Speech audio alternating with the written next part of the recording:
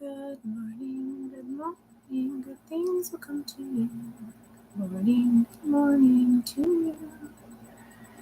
Good morning, good things will come to you. Good morning to you. Good morning, good things will come to you. Shh, shh, shh, shh, shh, shh. Fine, Brad. Stop.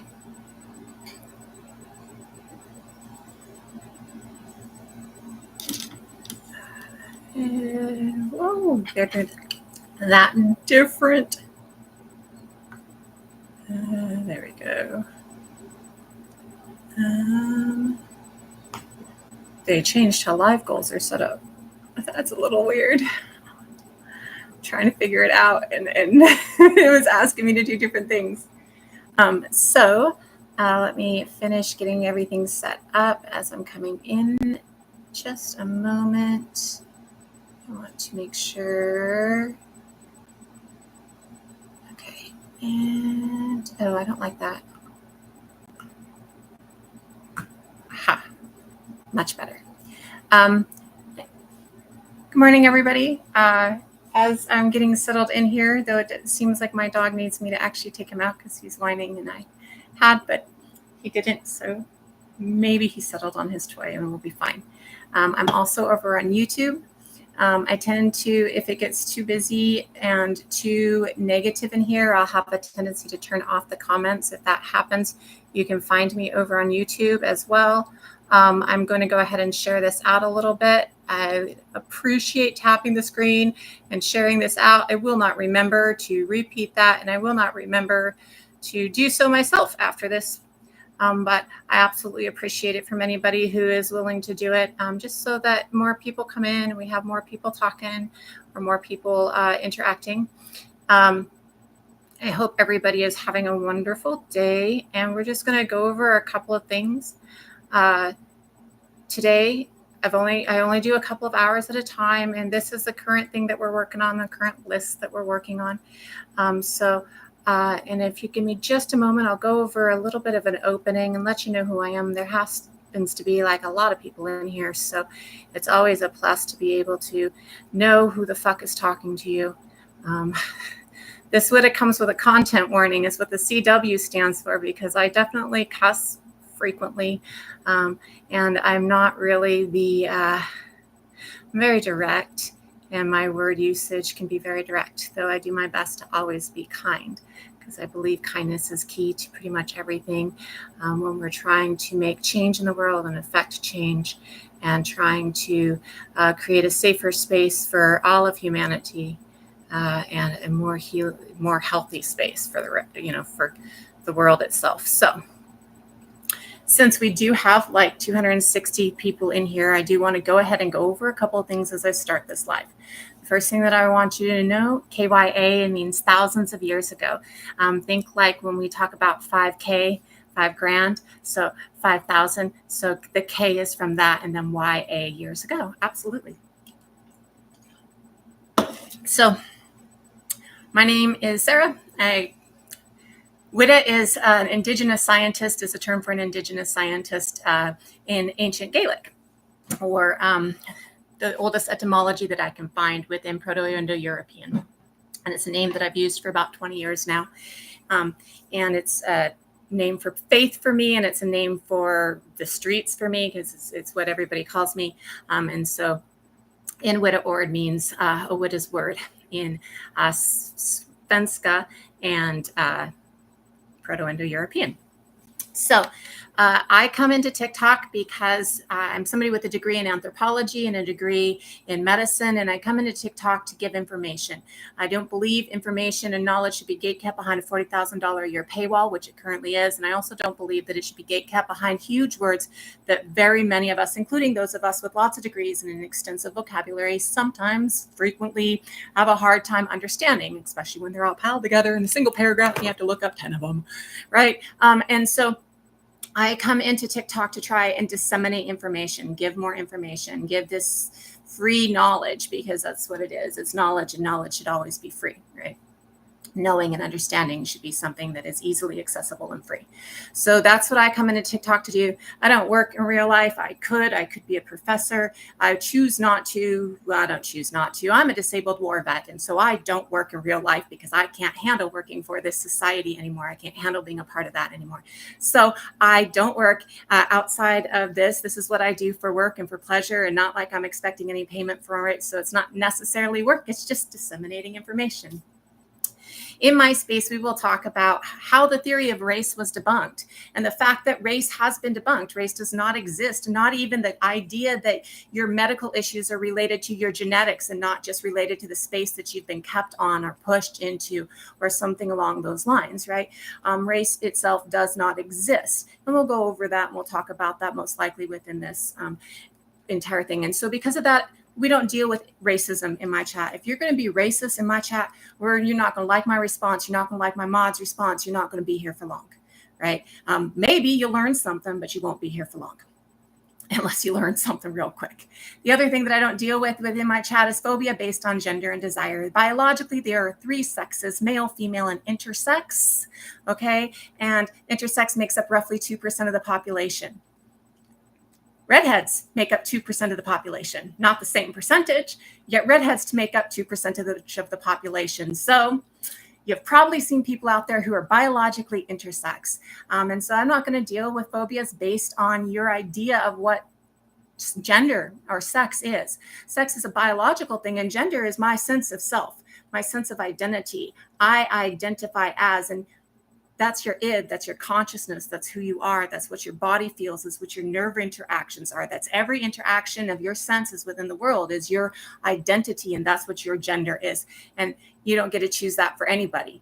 Everybody gets to choose that for themselves, just like they get to choose whether or not they're Christian or not, whether or not they walk down a street or not. Like, we all get the choice of who we are, right?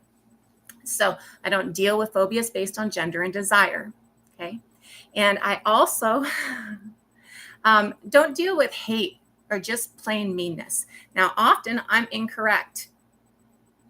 I don't know everything. I don't want to know everything. It's not that big of a fucking brain. I know we all think we got the biggest and the best brains, but we really don't got the biggest and the best brains. And it's not that big of a brain, and I don't want all the information. I often want more information. I'm always looking for new information. So if I'm incorrect, please let me know. Hey, Widda, hey, Sarah, this information, Sarah without an H, this information is incorrect because this concept states this instead, or this scientific proof shows this instead, or this source states this instead. So that information is incorrect, and I will adapt the way that I say things, or I will adapt what is going on, or I might go and look it up and find out more information, right? Sharing of information is why I'm here, and I am more than willing to receive that share of information as well. So if you have something to say about me being wrong, please let me know. Whether that's incorrect, this is what I've seen, or hey, did you see this that states this differently? But do not come in here and tell me I'm lying, or tell me that I am fake news, or tell me any of those other things, because the thing is then I have nothing to say to that. Not a damn thing to say to that. I don't know. What do you even think I'm lying about? What do you think I'm lying about? How do you know that you're not lying, right? So I'm not going to interact with those things usually. Sometimes I do. Sometimes I get off track because I scroll very easily. And in scrolls, sometimes we find good information. Yet, just so you know, currently right now, my live will frequently seem like it's paused on me, or I've disappeared on you. Unless I've told you that beforehand, it is TikTok. It is not me. It's not something I have a lot of control over. So I will be right back as soon as I possibly can. I just have to restart TikTok. Just so you know, my mods will try and keep that awareness there. But if my comments are turned off because it's become too hateful in the comments, then I'll go ahead and just so you know up front. And I think I've gone through the vast majority of things that I like to state in the front of this. I have mods in here. My mods will mute you or block you if you're being offensive, if you are being shitty. We also try and refrain from using cap letters unless you are a mod, just because of the fact that it is difficult for other people with capital letters coming through, all caps coming through. I mean, you can obviously capitalize your sentences, right? But using all caps. we also will understand. So if you need to use all caps, you can state that, because some people have problems with the way that they're reading the screen or way they see things. It just doesn't work unless it's in all caps, which is totally understandable. So if that's the issue, please just let us know and we won't be shitty about it, right? Oh, you think I'm angry. That's so adorable that you think I'm angry. I find it really cute and adorable when people decide that just because a woman is talking passionately, or somebody that they identify as a woman, which I am not actually a woman, I am many different things. So I find it really adorable when people think that just because they identify somebody as being female, anything that's passionate coming out of their mouth must be emotion or angry. And oh my God, you emotional woman, you. Like, men don't start wars over their emotions. Like, we don't have legends of men starting wars over their emotions. So take your adorable self and have fun with that idea. But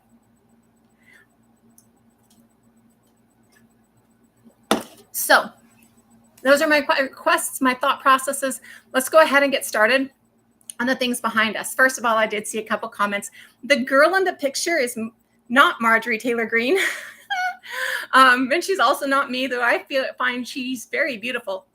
This is Denny. Denny was 13 years old when she died, and she died about 90,000 years ago. And we got Denny's information from a piece of a thigh bone in Denisovan Cave. And what is remarkable about Denny, what just blows everybody's mind about Denny is the only DNA we have from a first-generation hybrid, which means that Denny is the only child that we have that has a parent of two different species of genus Homo. We're genus Homo sapiens, right? So Denny is the only hybrid of two different species of Homo that we have. Denny's father was Denisovan and Denny's mother was a Neanderthal. And Denny is an amazing, beautiful find because she gives us this just intense amount of information about that hybridization between different Homo species, right? These are two different species that we see in our DNA across the planet.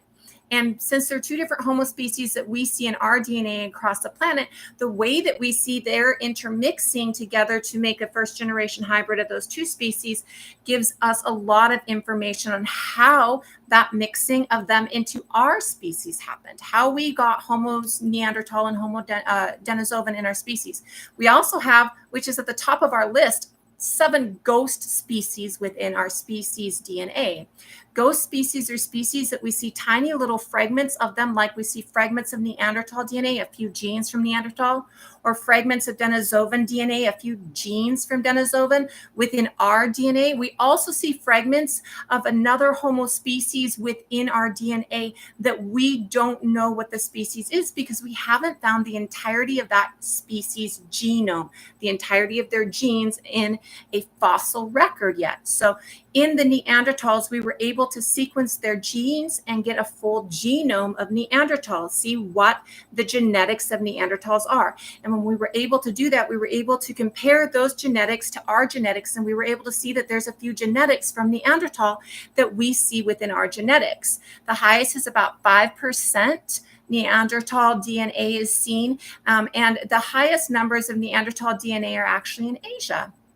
So when we're looking at this, we see that there are other species, which we call ghost species, within our DNA as well.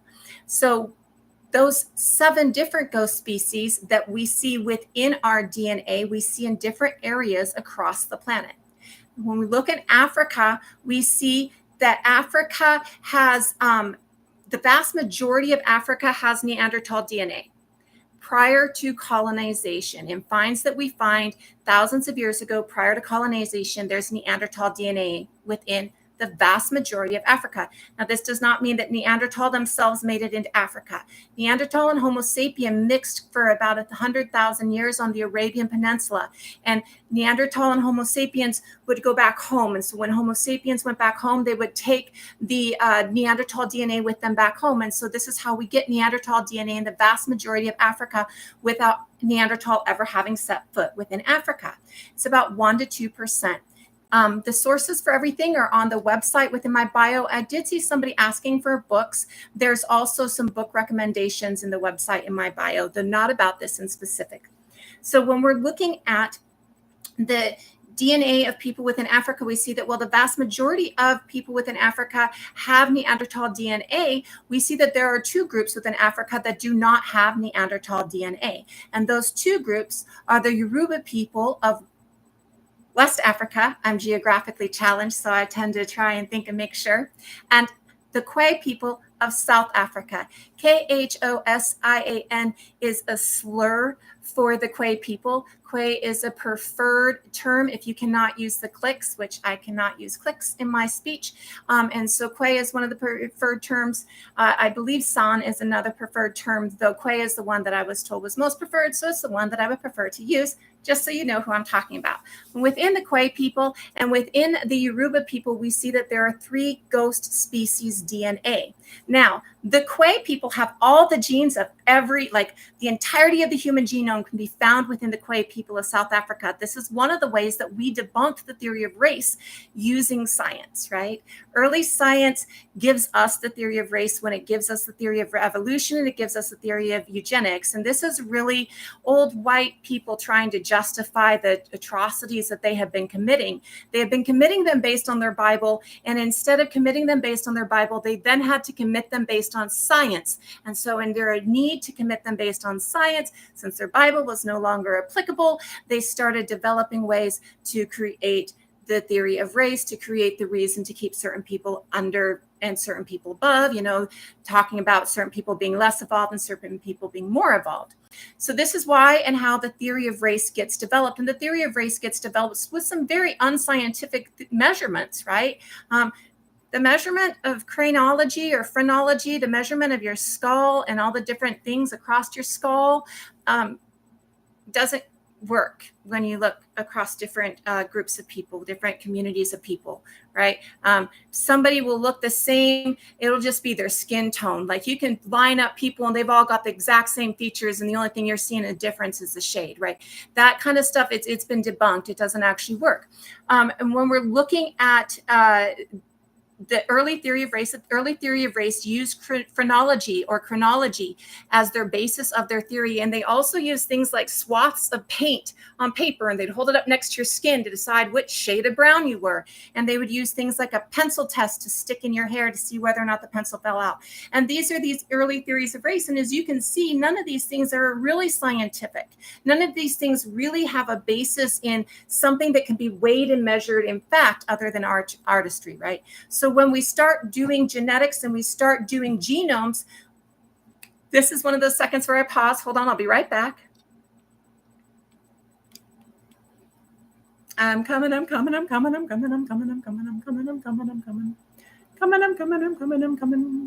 I'm not, but I'm trying. Okay, sorry about that. Again, I have these things where my live just kind of pauses out on me and drops me out. So I apologize, but I'm back. Here I am.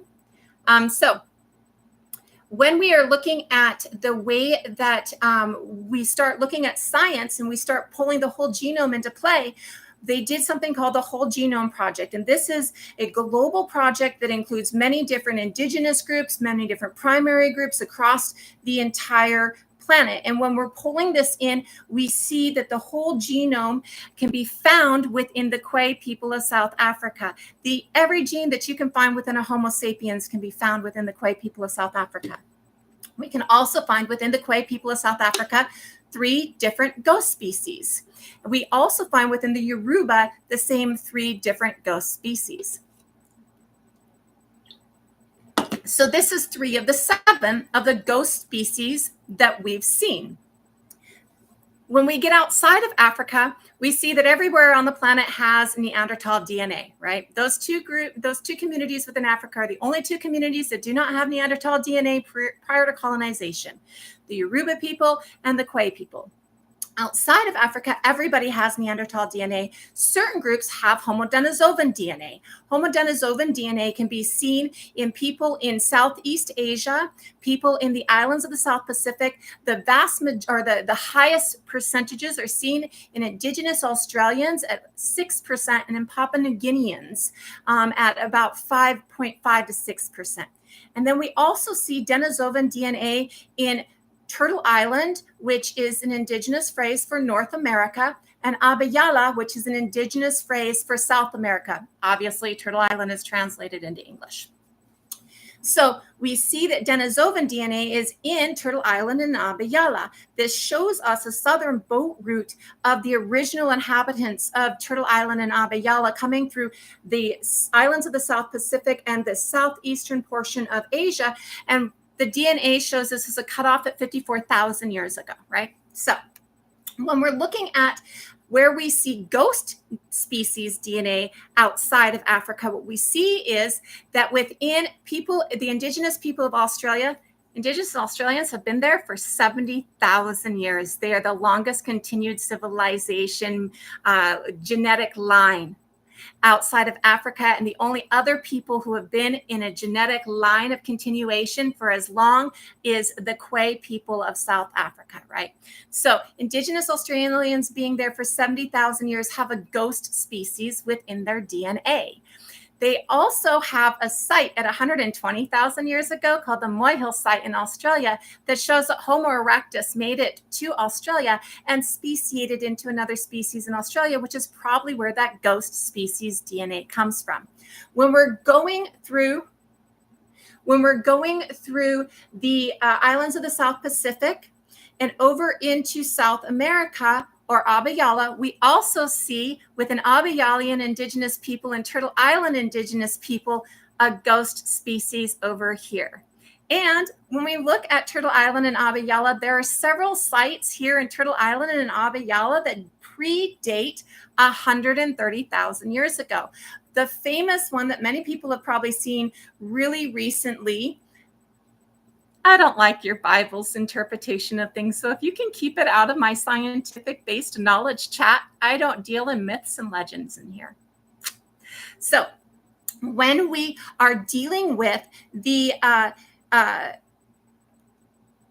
way that we're seeing this migration pattern happening of people, we can see migration patterns happening not only through the DNA and seeing ghost DNA and ghost species and the Denisovan DNA and the cutoffs of different DNA, but we can also see this through the through finds, right? Which is something that most of us know, right? If there's an archaeological find there. So we see that within North America, Turtle Island, there's a site called the Cerruti Mastodon site. The Cerruti Mastodon site is 130,000 years old.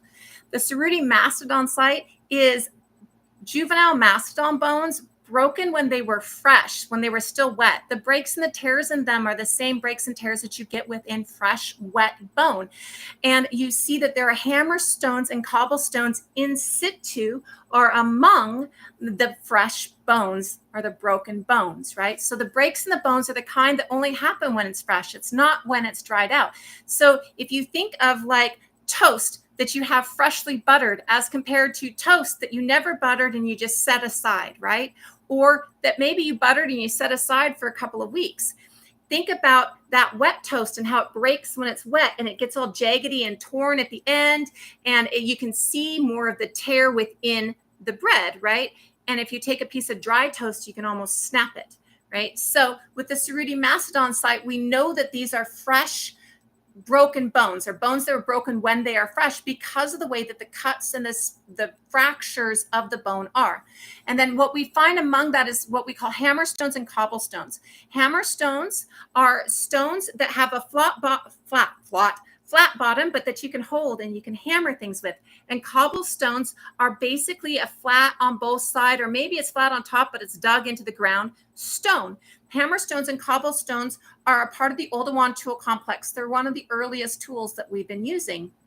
And we see that Homo erectus uses them, as well as species prior to Homo erectus that actually use tools, which would be Paranthropus boisei and possibly Homo habilis, though we now know that what we thought was Homo habilis's tools was actually Paranthropus boisei's tools.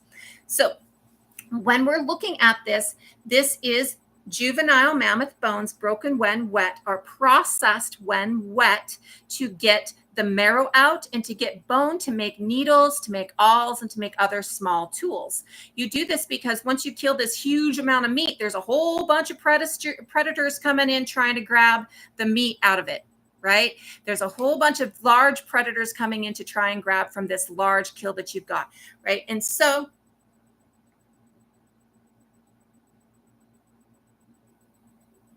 do you know, Tyson, about the Cerruti mastodon find?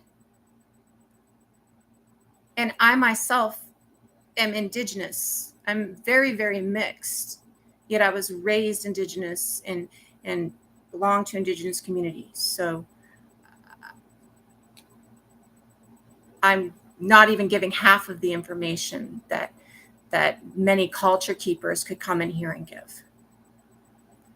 So you can be insulted, but why you would be insulted over confirmation in Western science of indigenous knowledge that's been ignored for generations and used to genocide us is a little bit weird to me.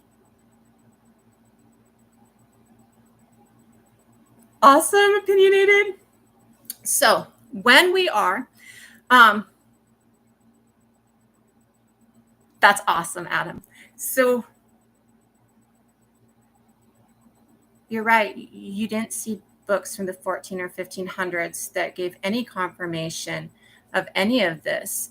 You did see books from the 14 and 1500s that documented a tended garden from north to south to east to west when Europeans arrived here in a space without disease and in a space where orphans were taken care of by community and there were no elders in the streets.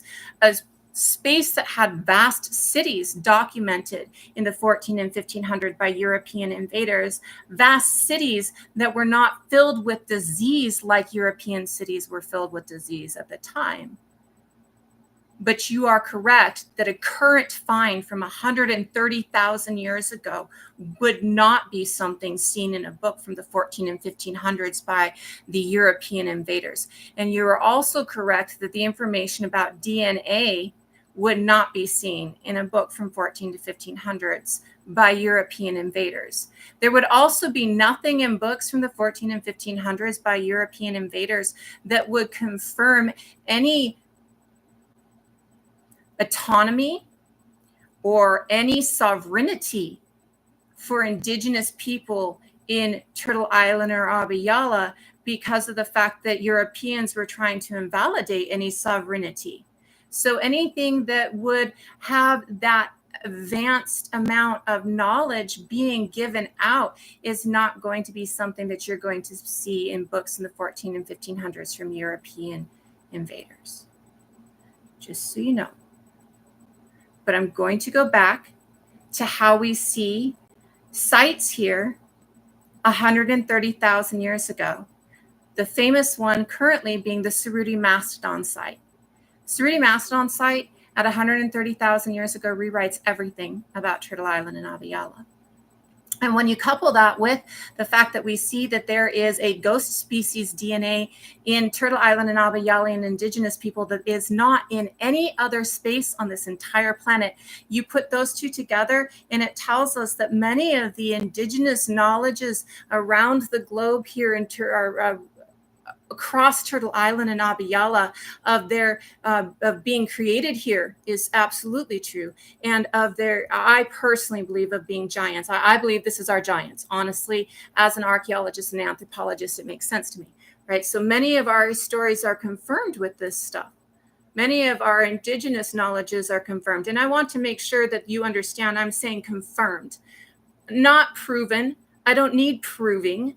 I don't need proving to know that my scientist ancestors knew more about their space than the European invaders. I do love to have confirmation, though.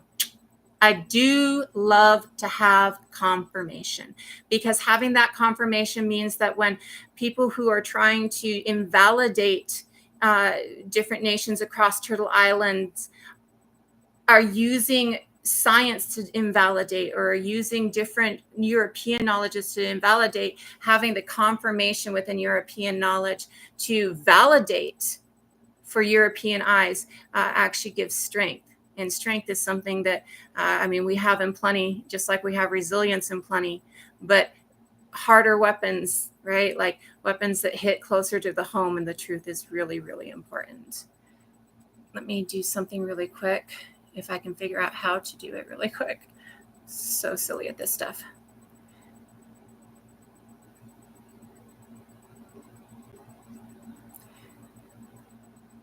So there's a couple other sites here in Turtle Island that predate here in Turtle Island and down into, I haven't seen any actually in Abiyala itself that predate. I have seen down to the southern tip of Mexico that predate though. So that predate the 130,000-year-old site. They are all on my website underneath Rewriting the Western Hemisphere as ways that you can go and find them and research them deeper, right? And so because of that, we see that some of the sites are 250,000 years old. Like people, I'm not a historian, but and I'm not for hire. But if you need me, I'm willing to come. I'm not here for the money of it, but if you need me and I can do good for community, I'm more than willing to do that, Adam. You're more than. They don't do that.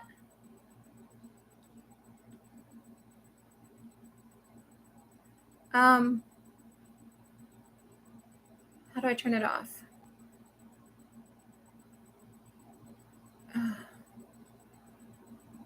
Adam, I followed you. Please go ahead and follow me back, and you're more than welcome to. And I don't know how to.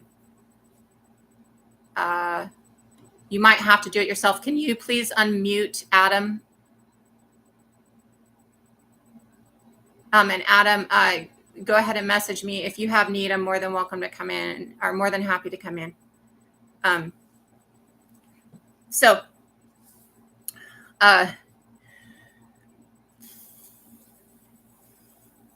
These are 5 of the ghost species. We see one ghost species. It's a new ghost species that we just found when we found our 7th species. Do you realize we just found a new species of hominin about 6 months ago, HLD6 in China. Oh my God, it's amazing. And we found a ghost species as well at the same time. And that ghost species is in that article having to do with it. That article is on my website. I do not recall the ghost species being stated as to where it's at in the article. I would assume that it is either seen within the Neanderthal and Denisovan DNA in the region, or it's seen within the Asian region, because the species, the new species, HLD6, Hunlongdong Cave, is in China. So I would assume that it is seen within people within China maybe, or seen within other species of human, other Homo species in the region, right? So, and then I do know that one of the ghost species, the one number 6, so right before we found number 7, number 6 is seen within Neanderthal and Denisovan DNA, but it is not seen within sapiens DNA, right?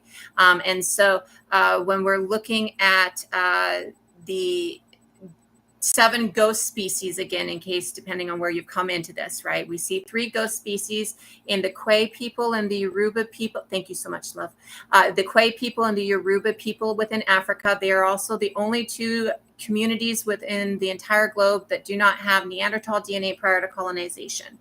And then we see, and that's 3 ghost species in the Kwe and the Yoruba. We see 1 ghost species within indigenous Australian communities, and we see 1 ghost species within Turtle Island and Abayalian indigenous communities. And then we see another ghost species within the Denisovan and the Neanderthal DNA that we have found. And then we see a 7th ghost species, and I'm not exactly sure exactly who that ghost species is in yet, but I'm working on finding out a little bit more. And ghost species is a species that we see little fragments of their DNA, little genes from them within our DNA, but we haven't found the species in the fossil record, so we don't have the full genome of them, so we don't know who they are. So they're kind of like a ghost within us. It is an ancestor that left little pieces within us, but we haven't found that ancestor yet, right? So they're a ghost. I don't think at this point we can animal-human hybrid. Though early on in our journey, after the split from chimpanzee, we actually did breed back with chimpanzees, but that's, as far as I know, before Homo erectus. So we're talking millions of years ago. You couldn't animal-human hybrid now without serious science.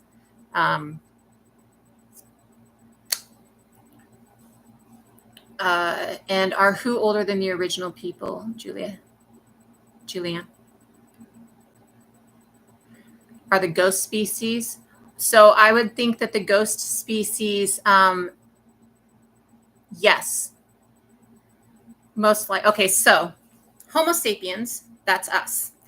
Homo sapiens are our speciation as a species happens through convergence. We are one of two species on the entire planet that speciates through a convergence of multiple species. That convergence of multiple species. Sorry, I just wanted to see something. Sorry, it looked like I was getting a call. I wanted to see.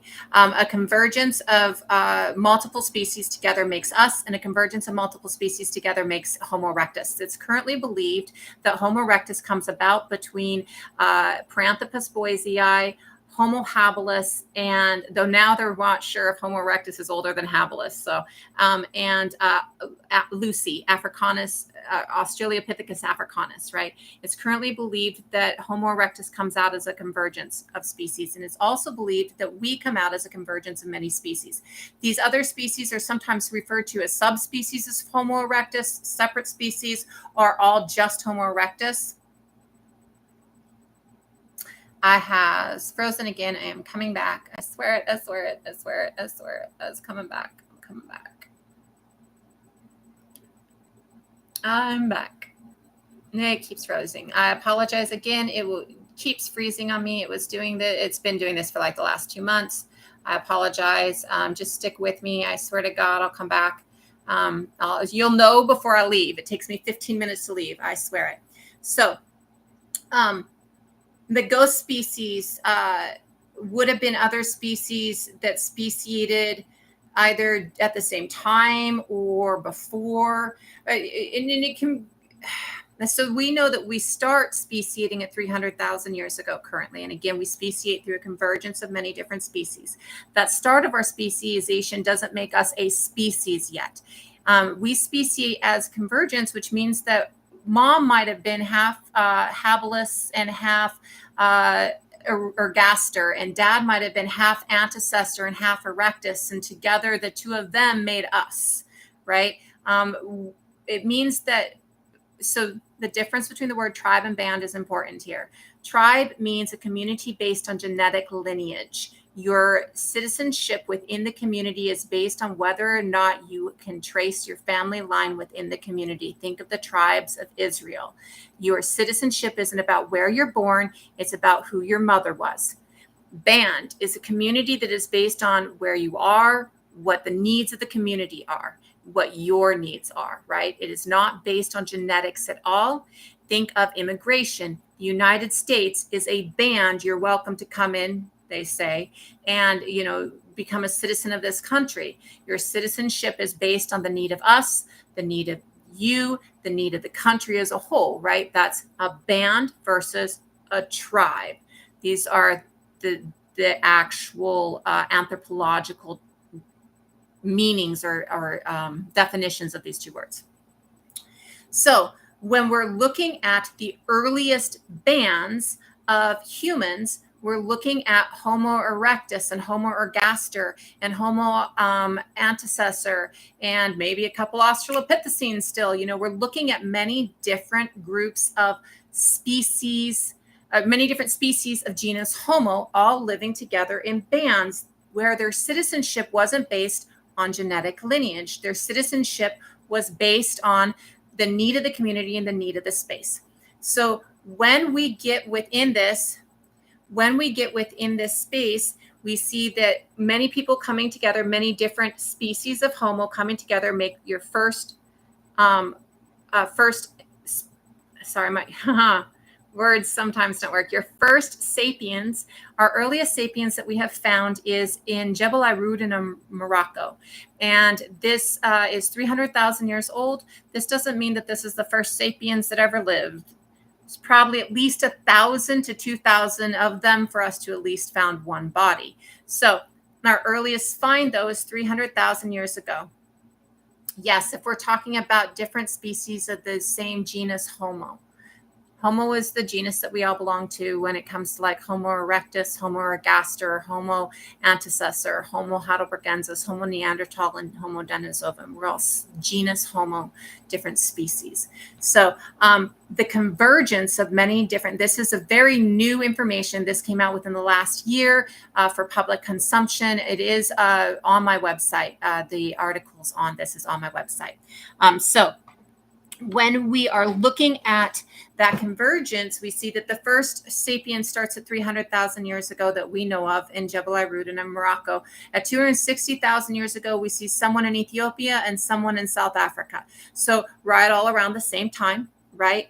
And then in that time of growing within these bands where we are members of community, where everybody looks different than us, we're unusual, we look weird to the rest of the community, though nobody really looks at weird the way we look at weird now. It just should be understood that as we were growing up and coming to age as a species, we saw many different species. We didn't see ourselves. It was unusual to see someone that looked like you. It was way more usual to see somebody who looked very different from you. Okay, so as we do this growth and development, it takes us from roughly 300,000 years ago to 125,000 to 135,000 years ago to solidify as a species. Now, information about this and how we solidify as a species, what do we consider the solidification? This means that you're seeing multiple people in the same space that have the features that are our species. This is also something that they track to indigenous, because many of us through colonization and through genocide had to get genetics from somewhere else, which means that really, really far back, probably a grandfather took a wife who was escaping from slavery. And that's why you would have a haplogroup that isn't, why you would have a maternal haplogroup, because that's the one that would pass down through the maternal line, basically, right? So that would be why. Yes. Well, that's always a smart one. There's nobody smarter, right? We're all smart. Homo neanderthal have bigger brains. Many different people have an influx of, sorry, my brain goes three different ways and my brain goes three different ways. It's hard to word them all out. Every tool that you have, everything you know today comes from Homo erectus. Homo erectus gave you fire, and Homo erectus gave you your first adaptation of adaptations, right? Everything on this planet adapts its surroundings. Everything on this planet adapts itself. Everything on this planet, if you're not making a home for yourself through adapting the world around you, you're making tools. Like corvids make tools and primates make tools, and so many different creatures across the planet make tools, right? It's not just us, right? We are someone that actually takes the adaptation, the tool, and adapts it further. The adaptation, the house, and adapts it further. And how humans get fire comes from Homo erectus discovering how to control fire. Now, of course, we have ideas of how the first discovery of controlling fire comes about. And, you know, it probably comes about in multiple different places at once. It's probably not something that's just in one space. And it's probably something that as it comes about in a couple of different ways. But the ability to control fire comes from Homo erectus. And the ability to control fire gives you your big brain. It gives you harder tools or better tools to use, right? The ability to control fire really gives just about everything to you. And that ability to control fire takes you up tool usage wise several steps, right? And so as the ability to control fire takes you up tool usage wise several steps, we see this translates down. If we didn't have fire, we didn't have metallurgy. If we don't have metallurgy, we don't have phones. If we don't have fire, we don't have glass. If we don't have glass, we don't have phones. Your phone is here because Homo erectus discovered how to control fire. Every tool we have, everything that you use, every discovery that you make, every discovery made is built on the shoulders of giants. And those giants are Homo erectus, right? Those giants are Neanderthal who gave us our first understanding of art, right? Gave us our first understanding of id, of interaction. And LB3 does, there are ancient ancestors, but I think L3B is North Africa, if I remember correctly, Ita. I'd have to look, but yes, you can find ancestry through that. And there are plenty of ancient ancestry with that. In fact, like, so the break off of 54,000 years ago for the X mitochondrial haplogroup here within Abiyala and Turtle Island is from the Arabian Peninsula. There's X in the Arabian Peninsula, and they track that back 54,000 years ago to there, and the split, right? It's not seen anywhere in between there and here. It was seen there, and then it split off and comes here at 54,000 years ago, right? And so when we're looking at that, we can see that that split off and then that track back can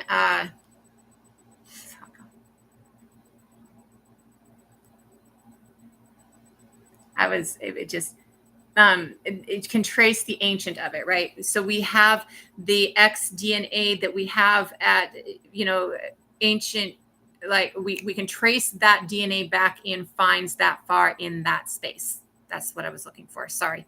My brain has a hard time. And one of the reasons I haven't been in a lot lately is because my brain is having a hard time. And I'm having a hard time with function. And so when my brain does, it gets a little split and it has problems, and I apologize.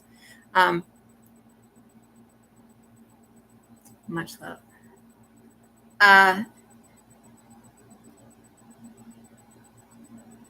Yes, my original account was banned. I got to 30,000 and then I got banned over watermelons. My land back content over watermelons was not appropriate for TikTok.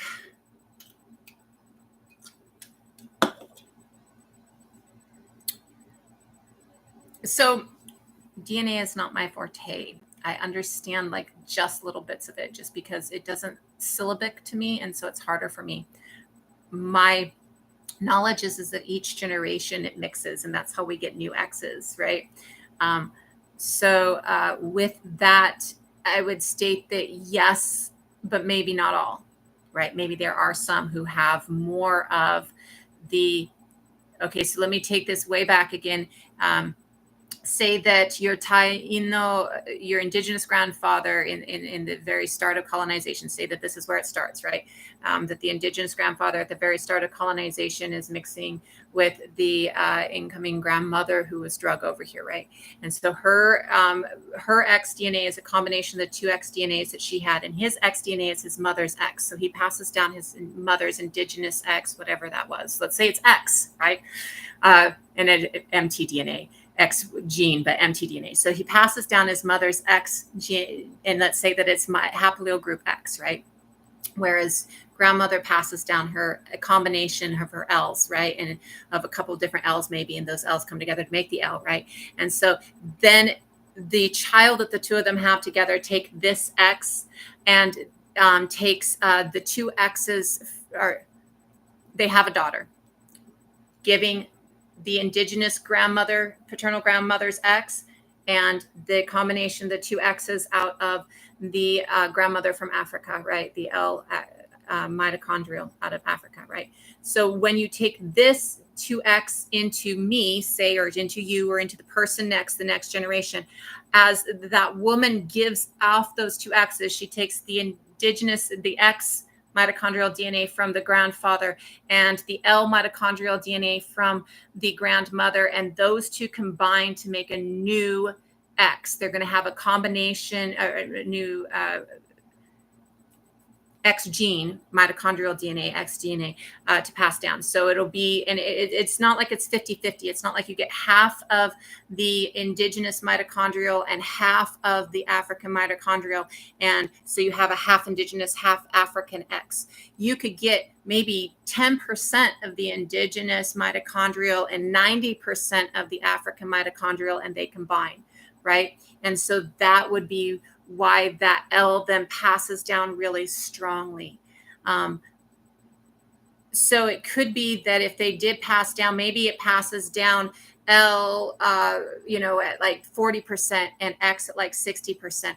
And that next daughter, maybe that daughter passes it down heavier on the X with one child, but heavier on the L with another child. So you might have two different aunties And one auntie might have more of the X DNA that she's passing on, the indigenous DNA that she's passing on, and just in the genome, or not just in the sex genome, not in the rest of it, not in the autosomal, not in the whole DNA, but just in the haplogroup part of the sex genome.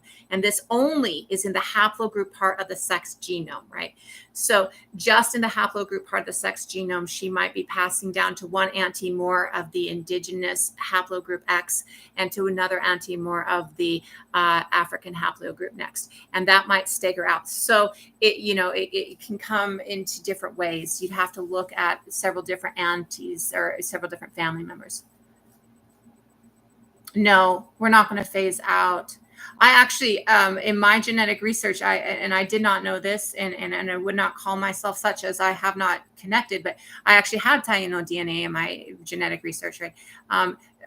The Taino people are, sorry, and I did mispronounce that originally. Taino people are one of the peoples that colonization tried to extinct, and that history has stated is functionally or was functionally extinct because of how far down it was taken, right? How far or how many people were lost among the Taino and among the Arawak people, right? And so within that, we see that there was a lot of admixture to survive, right? And that's why you find a lot of Taino people who might have heavy leaning towards DNA from Africa, because of the fact that they had heavy leaning into Africans who had escaped, or different ways to bring community, right? And so the Neanderthals themselves got down to 10,000 people before they passed as a species whole, but they passed all of their genetics into us, or they passed a huge portion of their genetics into us, right? And in that passing that huge portion of the genetics into us, there's more Neanderthal DNA on the planet now than there ever was when the Neanderthal genome was a species whole, right? So when we're looking at the Taino people, I've heard different numbers of how far down to functionally extinct the Taino people were taken. Yes, and this is post-colonization. This is all post-colonization, because it's the effect of genocide on the Taino people, right? What we are looking at is the effect of genocide on the Taino people. And the effect of genocide on the Taino people was that the Europeans, by enslaving the Taino people, because they are the first people that were enslaved on these shores, was the Taino people. Okay. By enslaving the Taino people would either escape into the mountains, or they would sit there and die. They would just not eat. They would sit there and die, or they would flee. Right. And so the Europeans went, well, we can't enslave these people because they know how to get away. We have to find someone who doesn't know where home is, or doesn't know the area. And this is really, so I've been told by those who are heavily connected that the correct pronunciation is Taino, not Taino. It's Taino. So that's how I'm doing my best to pronounce it correctly. And so when the Europeans couldn't enslave and maintain a population of slaves with the Taino people, you are seeing that they decided that they have to bring in other people. And so this is where we see the start of the African slave trade. The Taino people, hi YouTube, there's also people over on YouTube. The Taino people are Puerto Rico, the Caribbean islands are the Arawak people, and the Taino are a nation among the Arawak people. And they are where Columbus first landed. And in 2 years, and basically 2 years, because he left after a couple months and came back, right? And in that time, he took them from a population that has been reported as millions, to a population that has had, I've seen 3 or 4 different numbers. The top number left is 10,000, and the bottom number left is 500. And I froze again. I'm coming right back, everybody. I'm coming right back. Coming right back. I'm coming right back. I'm coming right back. I swear I'm coming right back. I'm here. I'm coming right back. I swear I'm coming right back. I hear. So the numbers that I've heard, the top number I've heard of how many Taino people were left within 2 years of Columbus being here. Mind you, 2 years of European colonization. It is reputed, and actually, my book goes into this. The treatise I wrote on the right to life really actually brings, and I've written it. In 2 years, it took them from, I think it was 5 or 6 million people to, at the highest number, if the highest number of 10,000 is correct, to 10,000. That is the highest number I've ever heard. Most numbers I hear state that it was a couple of thousand. I've heard numbers that state that it was 500. And so because the genocide of the Taino people, or the attempted genocide of the Taino people, was so extensive in such a short period of time, the Taino people's resilience is the fact that the Taino people are now extremely mixed, right? Admixture is something we were just talking about, right? All those different ghost species within us, all the other species that we see within our DNA, the fact that we ourselves as a species come from many different species mixing together. Admixture is something that is really important to the human survivability, to the human species, to sapiens themselves. And one of the things, KYA is thousands of years ago. One of the things that is really brilliant about the way that we've come into being. So when we look at the Taino people, what we see is an extreme resilience. We see people who the attempted genocide of, think of the start of the nuclear war, right? Think the start of nuke power, right? You're looking at people who are described as being so generous of spirit, loving, interactive. The term noble is applied because of the fact that we're looking at people who are do not have orphans, do not have homeless, do not have filth, do not have in vast communities, huge communities that are living so close to nature that they do not have disease, right? That their women walk around bare-chested because nobody assaults their women, right? The idea of sexual assault is unheard of, right? Like, we're looking at people who are so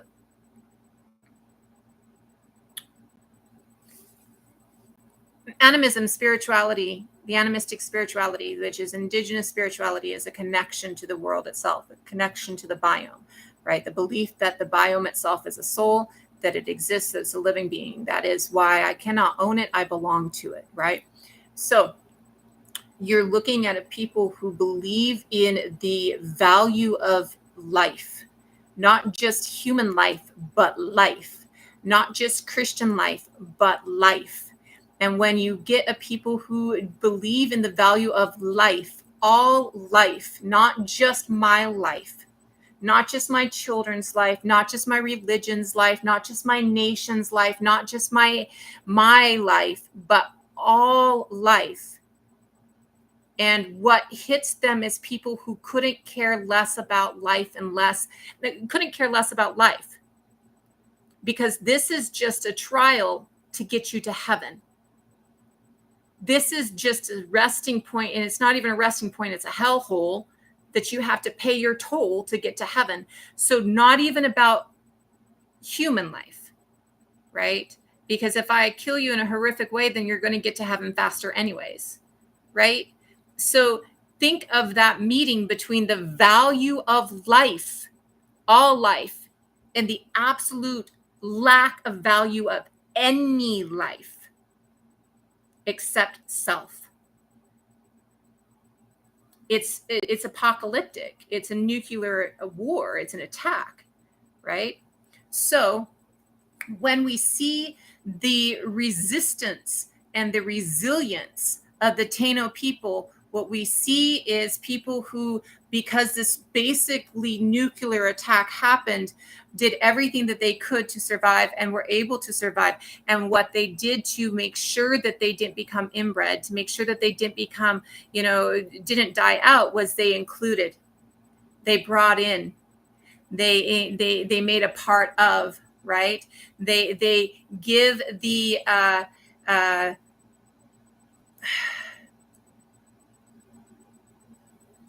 they envelop within. They envelop within, right? And so this is why we see among the Taino people that the Taino people are one of the most mixed groups that we have on the planet now. And this is how the Taino people survived the attempted genocide of the Europeans, right? And so because of that, you can have DNA mitochondrial haplogroups or Y haplogroups from pretty much anywhere with the Taino people and still be a descendant of the Taino, right? Just because of the way that mixture is coming in, right? And I think that I kind of went a couple of different areas than the original question with that, but I do hope that it answered the original question as well. I am steering clear of watermelons. I did lose the last account over not steering clear of watermelons. I can tell you that the Levant area has been inhabited for 150,000 years. That Homo sapiens were in the Levant area with Homo neanderthal at 150,000 years ago.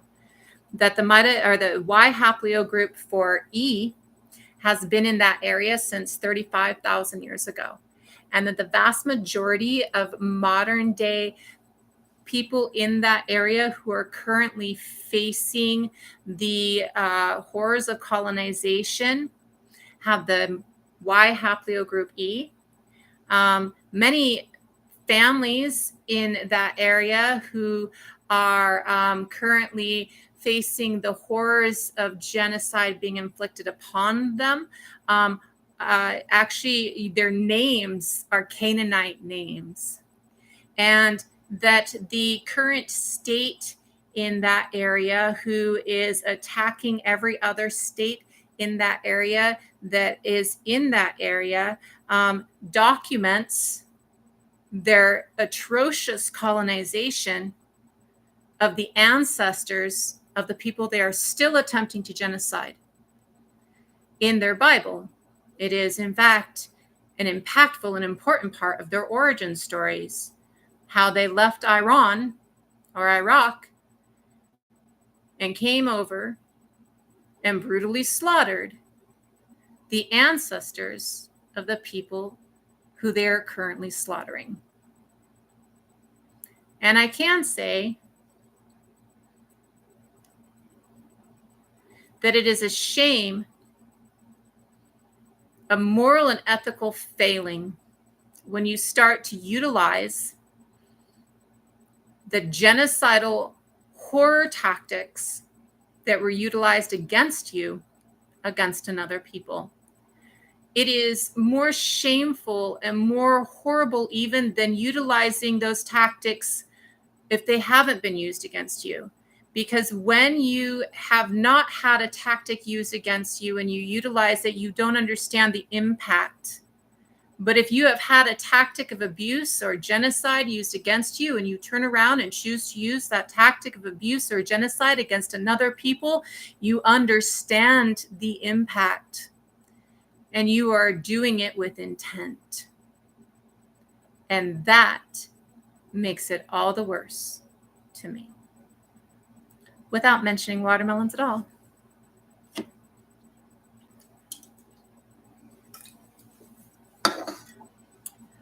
So when we are looking at, let's look at the other species that we see out there, the cousin species that we have in here. Yes, I do want to state that if we talk about it too much in this, we do risk a lot, right? Like, I'm not kidding. I mean, it took 2 weeks for them to take me down, and I would rather not be there again because I'm not even halfway where I was. Like, but not that I don't want it. I mean, there's other spaces that I'm definitely able to take that to the mat, right? That I can definitely take that a lot louder. It's just that this space isn't really the best space for taking that louder, because when you take things to the mat in here, it's not here. I am in Portland, Oregon, which I know I just let everybody know where I live, but it's not like I haven't, put myself out there before. So when we are looking at the other species that we see and that lives alongside us. Atira, did you just come in again? Because I saw that you had a question earlier, though I didn't see what the question was. And so if you just came back in, if you want to ask that question, I can see it now and focus on it now and answer it.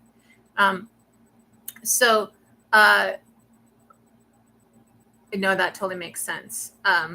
But if you wanted to ask that question, I can focus. I was trying to focus on Ita's question to try and make sure that I was getting it all. But if you have one, I'll go ahead and wait and before I start on other things so that we could.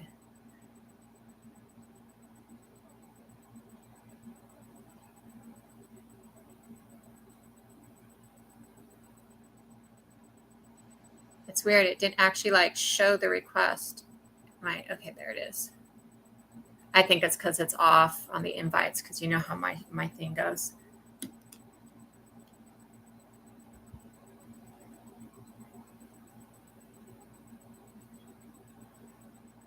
Didn't fit in the thing. Okay, so at one point in time, we had the baby looks like the dad, that must be the dad.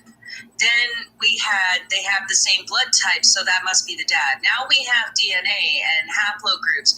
What do you think is next? That's what I'm saying, is that like oftentimes we limit ourselves to what quote unquote Western science, right, declares to be validated. Right? What do you think is next? That's my question. Is there anything in the mix that you've heard? There's nothing that I've heard in the mix. I would state that, or I would say that I hope what is next is that we return to a communal sense where it doesn't really give a damn who mom and dad is because you got everybody, right? You know? I don't know where science will take it next. I figure science is probably going to take it to tubes next, right? Or to genetic manipulation next, just because that's where, you know, science is trying to take it already, right? So, but I'm not sure where they would take it as to parental concepts, other than maybe taking parental concepts out of the hands of parents, you know, things like the giver, or, you know, different concepts that we've seen in science fiction where, you know, children are taken from their parents at birth and put into little childcare communities and shit like that, which I'm really hoping is not how it goes. I would hope that it goes. A guy with a mustache in the 40s tried that overseas. Right.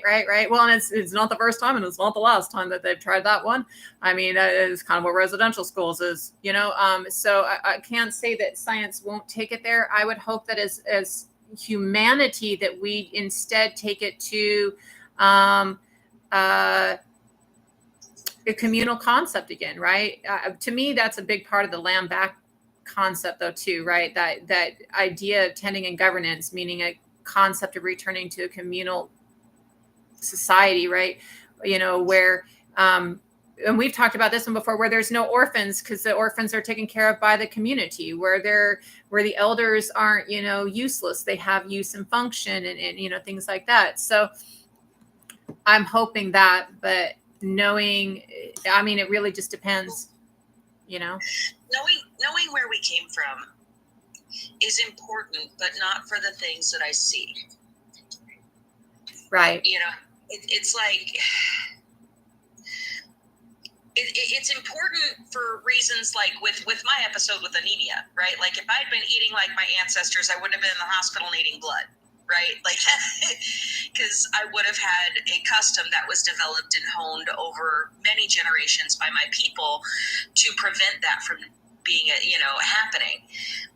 But I find that a lot of people who are interested in where we come from are looking at it from a very weird angle. And I'm going to have to say it out loud. You know, a lot of people are looking for who's better than the next. That's true. And I think that holds us back. I really do. I think that our genetic history is important, right? Like our lineage, that matters, but not for the reasons that people are trying to use it for. And that assists in division when all is said and done. And that's just not helping anyone. Oh, I agree that there's a lot of, you know, divisiveness within like the search for ancestry, like and you see a lot of that, especially within our communities, right? Where there's, like people who want to be included who shouldn't be included, right? Or, white buffalo calf woman all over the internet in several different iterations, things like that. Where it's a trying to take over other people's ancestry because you believe that ancestry is better, right? And gold in our bones theory is what I call it. There's got to be gold in our bones. We have magical powers. No, we're just people, man. We're people, and everybody's special, and nobody's special. I don't know how to explain it. I agree. I think that we're all amazing just by breathing, and yet. So I look at it as we all think that we have rights, but nobody thinks that those rights come with responsibility. My right to life comes with the responsibility of assuring everybody else has the exact same right to life that I do. And most people have this concept that I get a right, but I don't have to do anything for that right because it's a right. I get it just because I'm breathing, right? There's no responsibility with it, and I think that, we just have this, need to be special, and at the same point need to belong, and at the same point need to stand out, right? And who's better is always coming to play. But I think that's a very colonizing concept. That in and of itself, that who's better concept is a very colonized concept, right? Well, I think it's a weak stance because, if you follow it, right, just for the sake of argument, okay, so why are they trying to prove that they're better? Because they're trying to pour a foundation that they should be in charge. Well, why do they want to be in charge? Well, because they're afraid that they're going to be eliminated or, somehow hurt or be left with less, right? This is still weirdly a fight over resources when actually we do have resources on this planet. We do. We have all the resources we need. It's just we have a few people. It's like when we got put on the reservations, right? Yeah. There were resources there. There was food. There were animals, and there was land to plant on, and we knew how to do it. The agreement was we couldn't hunt, fish, or farm on those lands. So it made us dependent. We have to think outside of the box. Yeah. And I think that in of itself is the big thing. With colonization comes mono thought, right? A mono idea of perfection, a mono idea of what you're supposed to be, a singular idea of these things, right? And it also has this mono idea of the box, right? Of society, of who you're supposed to be, of how you're supposed to interact, right? And I think that box, that mono, is really the problem for the vast majority of it, right? Because as a species, nothing about us is monolithic. Like nothing about us is, even in families, nothing about us is the same. Even in twins, they're not the same, right? Nothing about us as a species is ever monolithic. And so to put us into this monolithic idea, this monolithic box, this monolithic shape, this monolithic idea of life where things are either singular or binary and there's nothing else but singular or binary, really limits everything, really limits our survivability, really limits our ability to interact with the world, as in the planet, and really it limits our ability to interact with each other. Well, historically, from what we have record of and is acknowledged, right? Whenever two communities have come together by force and one is subjugated, we see stagnation in their progress, technologically, sociologically, everything it goes a little bit backwards, doesn't it? You get like a little bit of what they call it dark ages. But whenever two communities historically have come together peacefully and willingly with trade and respect, we see a boom, don't we? Yeah. We see a boom in that. Technology, shared resources, and you see synergy in that. We have that great ability, but whenever we get chicken or scared, they might take over or we might not be on top. When we're worried about who's on top, we go backwards. You'd think that we'd see the pattern by now. Yeah. Creole Cajun Sailor, on my website under Rewriting the Western Hemisphere, several articles scholarly journal articles that show sapiens being in the Western Hemisphere 50,000 years and other people being here before 50,000 years ago. I mean, no matter how you break it down, I really truly believe that we had ancestors here far longer than 50,000 years ago. Like the mastodon find, again, I mean, everybody's like, well, those might have been a different species of hominid. Okay, but like we have a ghost species of hominid within us. Who's to say, we don't know? We need to get comfortable with we don't know. I'm not saying don't keep looking. I'm just saying, yeah, we're trying to become everybody, even on TikTok, is still trying to be the authority on everything somehow or another. That makes us. One second. The Cerruti Mastodon site is not contested. So to contest something scientifically, you actually have to look at the actual site and the actual evidence. And nobody but the people who have wrote the paper have actually looked at the evidence. All the people who are saying, well, I contest the Cerruti Mastodon site, have only looked at the paper written. They didn't actually look at the evidence. They didn't actually look at the things. And as a scientist, you can't contest something that you're not willing to examine. If you're not willing to even look at it, your contestation is not based on anything. So it has not been contested. It has a bunch of people who are Western scientists who want to perpetuate a Western thought process, who refuse to look at the evidence to evaluate it. And you can't contest things you won't even evaluate. Yes. So peer reviewed. So there are no papers that are peer reviewed contesting the Cerruti Mastodon site, not a single one.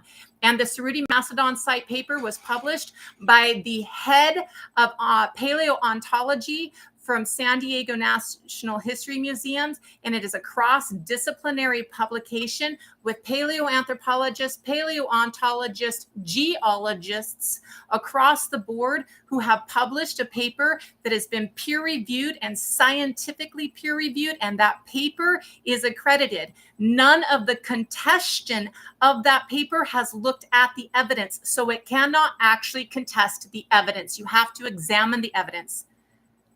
No, and you're done. Ooh, she brought up the chunko with that one. So, sorry to interrupt you, Tara. Please go on. You were talking about closed box thinking. Yeah, like we see a lot of people on TikTok in particular, since we're on this app, running around trying to be the authority, the all holy decider. And nobody's willing to stop and think. Like I witnessed an argument yesterday, and I was trying to talk to them, and I was like, look, at the end of the day, you can be mad at somebody. You can say, their ancestors did things that you don't approve of that may have been objectively wrong, but at the end of the day, first people are always going to be first people, and we're arguing semantics in a language that none of our ancestors ever spoke. That's real. The definition, which is the source for the argument for your semantics, is written by the enemy. It's written by elitists, and it's constantly redefined. I don't know how many people go to supremecourt.gov and just like click on legislation or arguments about Native American issues, but I do. And if you don't want to read it, that's okay. That's okay. Just right click and click read aloud and listen while you do your dishes, your laundry, or whatever, right? Listen to the way that things are argued. Think outside the box. Look at things. Just because I don't care what the U.S. government said, is that or is that not your cousin? Right. We gotta look past these things. I've had people come in my live, and because we have different tribes in there, and we're all talking and enjoying ourselves, and there was a guy that came in one time, and he was like, hey, you come from enemy tribes, because he read it in the colonizers' quote unquote history book, right? And he's like, aren't you supposed to be enemies? Why don't you fight? And we just started laughing. We're like, thinking outside the box. We've already squashed that beef a long, long time ago. And we're not going to fight for your entertainment. This is not Greece in the Colosseum. We're not gladiators, we're people. And I like him and I like her. And you know what? We're sharing really cool information. If we could just willingly and peacefully share information, I mean, it makes you wonder what happened to Homo naledi, right? What the hell? I mean, that was awfully early for them to have art and, you know, be burying their lost loved I don't think I don't think that I think that it's just a cycle. Like, so if they lived for 100,000 years, from 335,000 years ago to 235,000 years ago is the lifespan currently for the finds of Homo naledi finds, right? So if they lived for that extensive period of time, I mean, 100,000 years is actually a pretty good timeline for most species.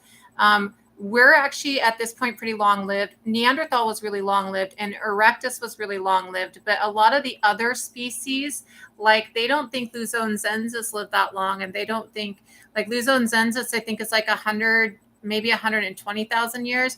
But they think that Florensis was like 60,000 years to 100,000 years. Or still alive, right? So I think that when we're looking at other human species, 100,000 years isn't,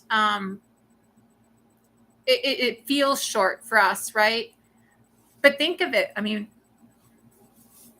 every community on the planet currently, even the oldest communities on the planet, are 70,000 years old, right? So 100,000 years, that's a long time, right? And so for naledi, I think even if they only lived for like 100,000 years, I think that there's a level of impact that naledi left that might have just been important, right? So naledi, again, being 335 to 235,000 years ago, this species is living at about the time that we are coming into speciation. So there are species that we're coming into contact with, very likely. They do believe that they're not one of the ghost species in us, but they have not gotten DNA from naledi. Naledi, if you do not know, I recommend watching Unknown Cave of Bones on Netflix. Lee Berger is the head paleoanthropologist on the Rising Star Cave excavation, which is the Naledi excavation. Naledi means star, and this is a rising star cave system in Johannesburg in South Africa. So Naledi is alive when we're coming into being, and we're in South Africa at 260,000 years ago. So there's at least a 40,000 year overlap here. Naledi is, to our knowledge, currently the first to bury their dead. Now, I have to state that I do not think that burial of dead is our first sign of ceremony for dead. I think that there are plenty of ways that we can ceremony for dead that don't include interring them in the ground. And most of the ways that we would do that do not leave trace, which I think is one of the reasons that we have a lack of trace in North America itself, because there are a lot of ceremonial practices for the passing of life in indigenous groups across the planet that do not include interring your dead in the ground, right? So Naledi is the first that we know of that inter their dead in the ground, and they crawled through this extensively tiny passage of cave systems to get to a point to inter their dead. And along the way, it seems that some of them actually scraped and decorated and carved into cave walls. One of them seems to be a younger individual who was buried with a tool that was used to do the vast majority of this scraping, they think. And that younger individual, child, I believe, if I remember correctly, actually has a marking above the space that they're buried, right? And they were buried with the tool. And so when I look at some of the markings look like writing to me. Some of the markings, and I'm sure that just has to go with the way that the cave walls are cracked and the way that they drew in the cave walls, actually looks like runic writing, because runic writing is often done between two lines, and it's done as like lines between two lines, right? And so some of it even looks runic to me, and I'm like, I about plotzed over Cave of Bones. But when we're looking at that, Naledi, I think, comes into contact with us. So you see in the Rising Star Cave that there's a hash mark. The hash mark happens to be one of the earliest symbols that we have. And not only do you see it in the Rising Star Cave with Homo naledi, but at 90,000 years ago, you start to see it with the Neanderthals and Homo sapiens. So what I think is that it is a crossing of paths with Naledi and a memory of that crossing of paths with Naledi that leads to the hash mark and the early carving on caves. That maybe Naledi actually did a lot of cave carving and a lot of rock carving and a lot of wall carving in South Africa when they were around in 100,000 year period. And of course, this is our oldest find to our newest find. They could have lived 200,000 years and we just don't know it, right? But I think that they left enough marks during that 100,000 years period that we, being in the same space at the same time, start seeing those marks and start seeing those interactions. Now, I personally believe that what creates the id, what creates the consciousness of me as myself, as an individual instead of a part of community, is actually when we come into contact with Neanderthal and we start to have those two boxes that you were just talking about meet. Because I personally believe that every time two boxes meet, the world explodes, knowledge explodes, right? And so when we are looking at the meeting of Neanderthal and Homo sapien, so we know that we have two finds in Iraq that are like two caves that were both lived in for roughly 100,000 years, one by Neanderthal, one by Homo sapiens, and they're like a 5-minute walk from each other, right? And there's this lot of open air space that they believe that Neanderthals and Homo sapiens really intermix in, right? And so I think that it's during this time, then during this meeting, that we spark that memory. Or maybe Sapiens is like, I saw this thing on this wall on this cave, and I think that they did it this way, and I think we could do it this way. And Grandma says that she used to know the people that crawled through those caves, and they use this kind of tool, right? And so it's that meeting up that creates that spark of our first carvings on our caves in Sapiens and Neanderthals, because they start roughly the same time. The paintings that we see are definitely Neanderthal and their earliest ones, right? We do, though, see that carvings for Neanderthal and Sapiens kind of start at the same time. There's like vulvas carved into caves for Neanderthals. It's kind of cool, right? So I think that it is that meeting, but I absolutely agree. So they state that, none of the ghost species or none of the species interactions or none of the convergence of species is Naledi in their belief concept within the people that did the study, that did the convergent study, right? That did the study about how we're coming to being, right?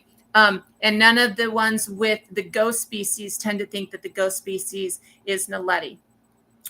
I, though, think that us coming into contact with Naledi and Naledi being there as we start as a species, Naledi being a part of the world that we start in, absolutely leads us to the concept of self, of art, of interaction, right? And that as they're, leaving and we're meeting up with these new, because they think that we started 300,000 years ago, but solidified between 125 to 135,000 years ago as a species in itself, right? So we're already interacting with Neanderthals by the time this happens.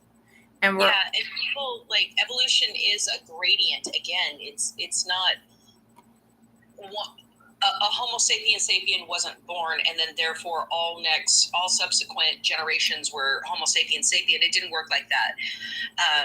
There was no singular right first Homo sapien. It happened. It was on a gradient. One popped up over here, then one popped up over here, and then somehow there was some convergence and whatnot. You know what I really like about Homo naledi? It blew the concept, and people don't understand how cool this is. Okay, so they're pretty smart. Yeah. Right? Like, you look at the way that they lived, obviously, wow, that's cool, because back then none of our ancestors were doing any of that. They were way ahead of their time. However, they blew the concept of EQ. Now, I'm not talking about the sociological, psychological EQ, your emotional intelligence. No, I'm not talking about that.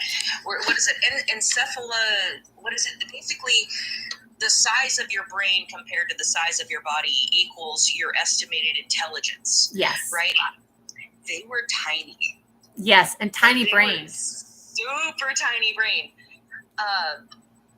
So it blew the concept of EQ out of the water, and scientists still are kind of chewing at their fingernails like, okay, we're supposed to be the leaders here, and this literally exposed them that they don't know what the hell they're doing, right, with that. And so people have to think out of the box. Again, it's something else. It's the shape of the brain, not necessarily the size of it. Yeah. You know, like they what they say the back part was for Neanderthals, because Neanderthals actually had a pretty big brain. They had a larger brain on average than we do. Like their brain, of the brain capacities we have for Neanderthals, all of them are larger than our capacity. And some of them by like 100 cc's, 200 cc's. Oh, it froze on me again. I'll be right back.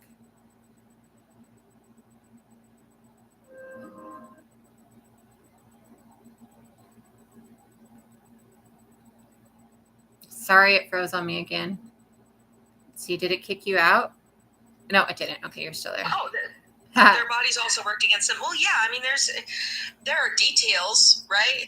You know, there are details. Would they say that the back part of the brain they thought was for sight? Because they had much larger eyes, maybe. And I think I've heard that. I think though that Neanderthals were just as smart as us.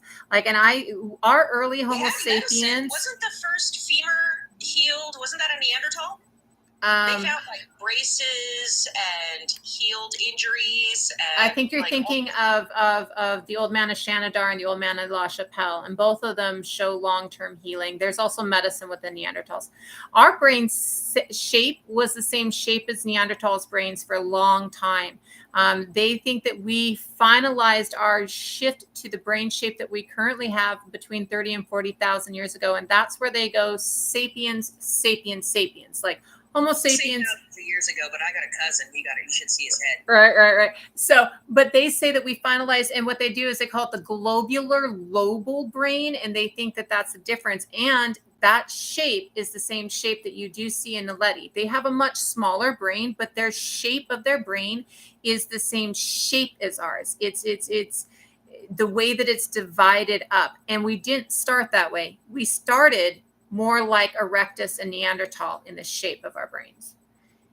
It's that shift. And I think that shift comes from, I think that shift of shape is about the art and a sense of self. To me, seeing it in Naledi confirmed that, but I thought that already because they were talking about that shape shift a couple of years ago. And I was like, oh, okay, well, I can see that. Well, that comes around. You start to see the shift around the same time we start to see art.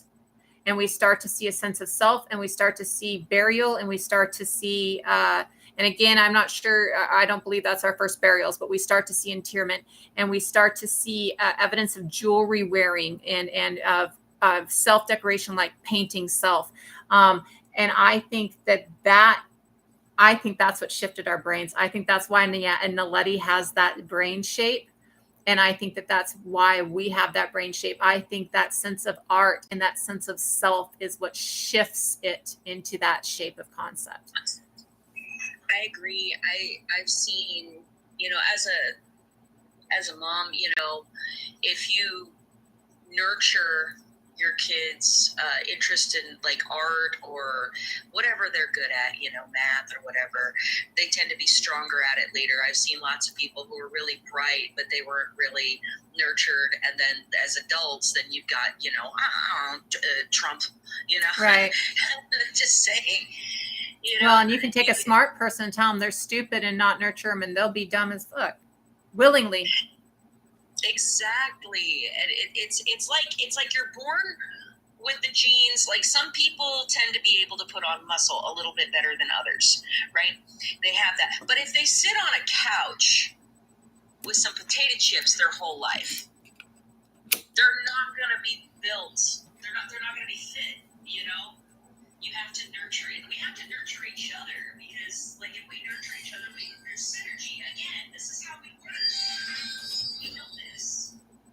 Absolutely. Well, I think that you're right. We know this. I remember being told when I was young, my mom would tell me how, If you tell the child they're a brat, that child starts acting like a brat. If you tell the child that they're smart, they start acting smart. We know that how we frame a child's understanding of self, how we nurture a child frames them and frames their way to move forward. I do think it is that understanding of self, though, that really gives us, and you've heard me say it 1,000 times, it's that need to nurture. We must have nurture and community, and the lack of nurture and community that we currently have is causing all of the problem. Fun fact, and I think it might be the actual picture behind you. I watched a documentary, and in that documentary, you'll probably recall this because you're the one here with all the letters behind your name. But there was I believe it was a teenage girl who was Neanderthal,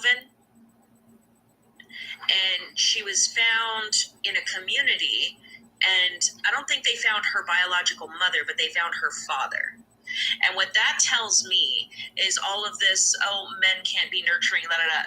No, that's baloney, because, I mean, historically, our men have been active in the rearing of children as well.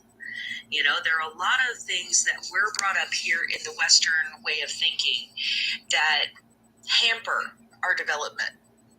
Men can't be nurturing, women can't think up new ideas, it's holding all of us back.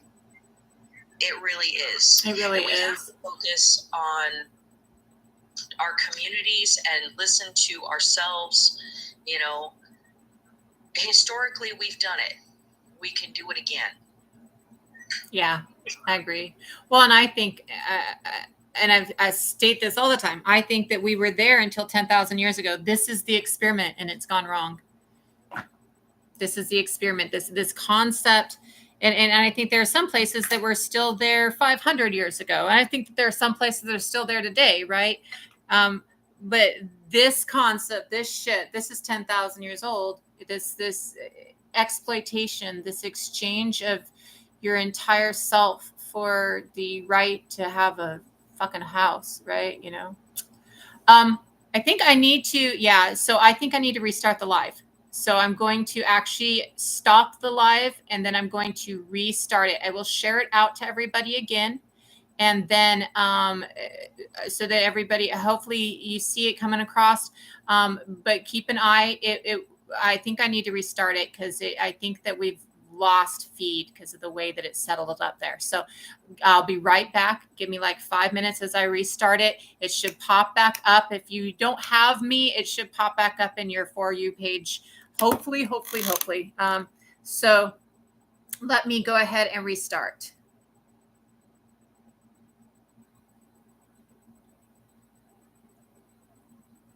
And I am still here, TikTok. Yeah, I think that it's gotten weird. I don't know what the fuck is going on with it. It's driving me insane. I just don't even know what to do anymore.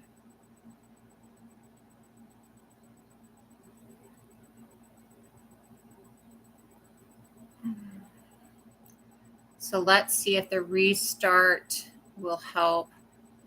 I'm hoping. Let me see. Set up new goal. And then let's try. Want to make sure that I have everything set. Let me get the sticker up because it doesn't seem to be there. And then we'll share it out. Let's see if it's.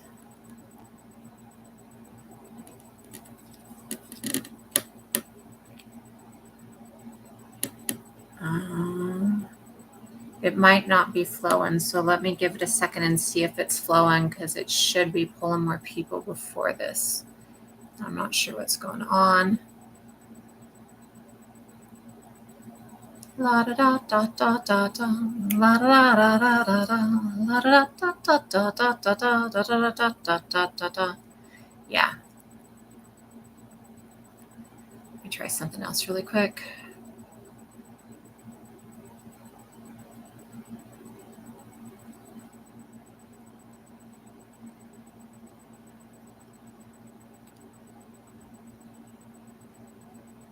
let me see. I'm just trying to get how to seek me out like Waldo. That's some funny shit right there. I'll take Waldo. I could be a professor. I choose not to be. I do not like the idea of education being gatekept, first of all. And then second of all, like I'm a war vet with MST PTSD, and I cannot work for males at all. I cannot, it's very hard for me to interact sometimes with those of the opposite. Well, not even the opposite, because half the time I'm a male, but with those who consider themselves to be men, it's very hard for me to interact with them a lot of the time. And so I can't work in a public space. And so I choose to do this instead because I can't, though I absolutely have the degrees and the ability to go out and get a job on that. I just can't deal with capitalism anymore. It sucks ass. It's mean. I hate it. I stay in my house and avoid it as much as I possibly can because somebody was like, well, you can monetize this. I'm like, yeah, I don't care. Or you could try that. I don't care. Like, I'll get by as long as I can get by. That's all I need, just to get by. And that's it. Because I just can't anymore. So I do think it is up. Like, I do have, it looks like we're at, it's flowing again. So let me go ahead. And then I don't want to monetize it though. Because, okay, so first of all, if I start monetizing things, then I have an obligation. And if I have an obligation, I don't do it. I don't do things anymore when I have obligations. Like, I refuse to take obligations. That's part of the inability to work. I can't be responsible to or obligated to others on that level, right? Yeah, and then it becomes entitled. Like, if somebody's paying you, somebody can feel like they're entitled to something from you, and I can't do that either, right? So that's a part of it. I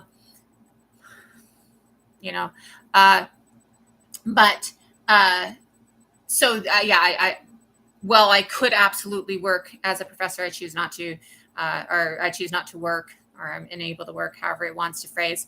And I just use this. And again, I use this mainly because I believe that education shouldn't be gatekept. Like, if I was working as a professor, you'd have to pay to hear it. And I don't feel like you should have to pay to hear it, right? I would rather that, and I do think that people appreciate the education they pay or work for, right? Which is why I give you the base information. You have to go dig the rest of it out. Like, I give you the base and I show you where to find it, but I ain't going to do it for you, right? Because then you're having to work for it, right? And that's part of, I think, for me, the concept that, you learn better through when you're asking questions. Like, when you're asking, you learn more, right?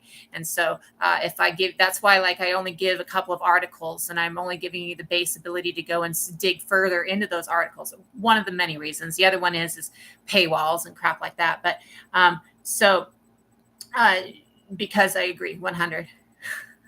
Yeah, but if I assigned homework at the end of every live, then I'd have to grade it, and that would give me a responsibility. and then I'd have to come back next week at a specific time. I just can't fucking do that shit. Right? I was supposed to be back last week. I was like, on Monday, I was like, I'll be back later this week, I promise. You saw how that worked. Let me go ahead though and get off of myself, because myself is not the topic of the conversation. I do want to, because we were kind of talking about these things a little bit. And this is important to me. We were talking, or the concepts that Atira and I were talking about, of the knowledges that are there, that have been there for hundreds of thousands of years, the knowledges and the ideas and the understandings that are really deep. Medicine predates us and science predates us. We see science within Homo erectus, and it is literally the science that Homo erectus has that gives you the ability to have the brain that you do today, that gives you the ability for everything. Like we were talking earlier, the fact that I have a kitten that's playing with me now. When we were talking earlier about the fact that science gives you metallurgy, or fire gives you metallurgy, and Homo erectus's ability to control fire and their understanding of the ability to control fire, these things give us the ability to have a phone. They give us the ability to have a computer. They give us the ability to have everything you have now. The fire in and of itself was a base a base which all the other tools are built on, right? You have this base tool that everything else gets built on top of as it comes along. It all uses this base tool. And without this base tool, this base scientific knowledge, we don't get any of the other scientific knowledge. Now, how does this translate into science and medicine or indigenous? This is really important. And I think it's really a lack of understanding across the globe, right? And I'm going to do my best to say all these things in the way that doesn't get me live banned again.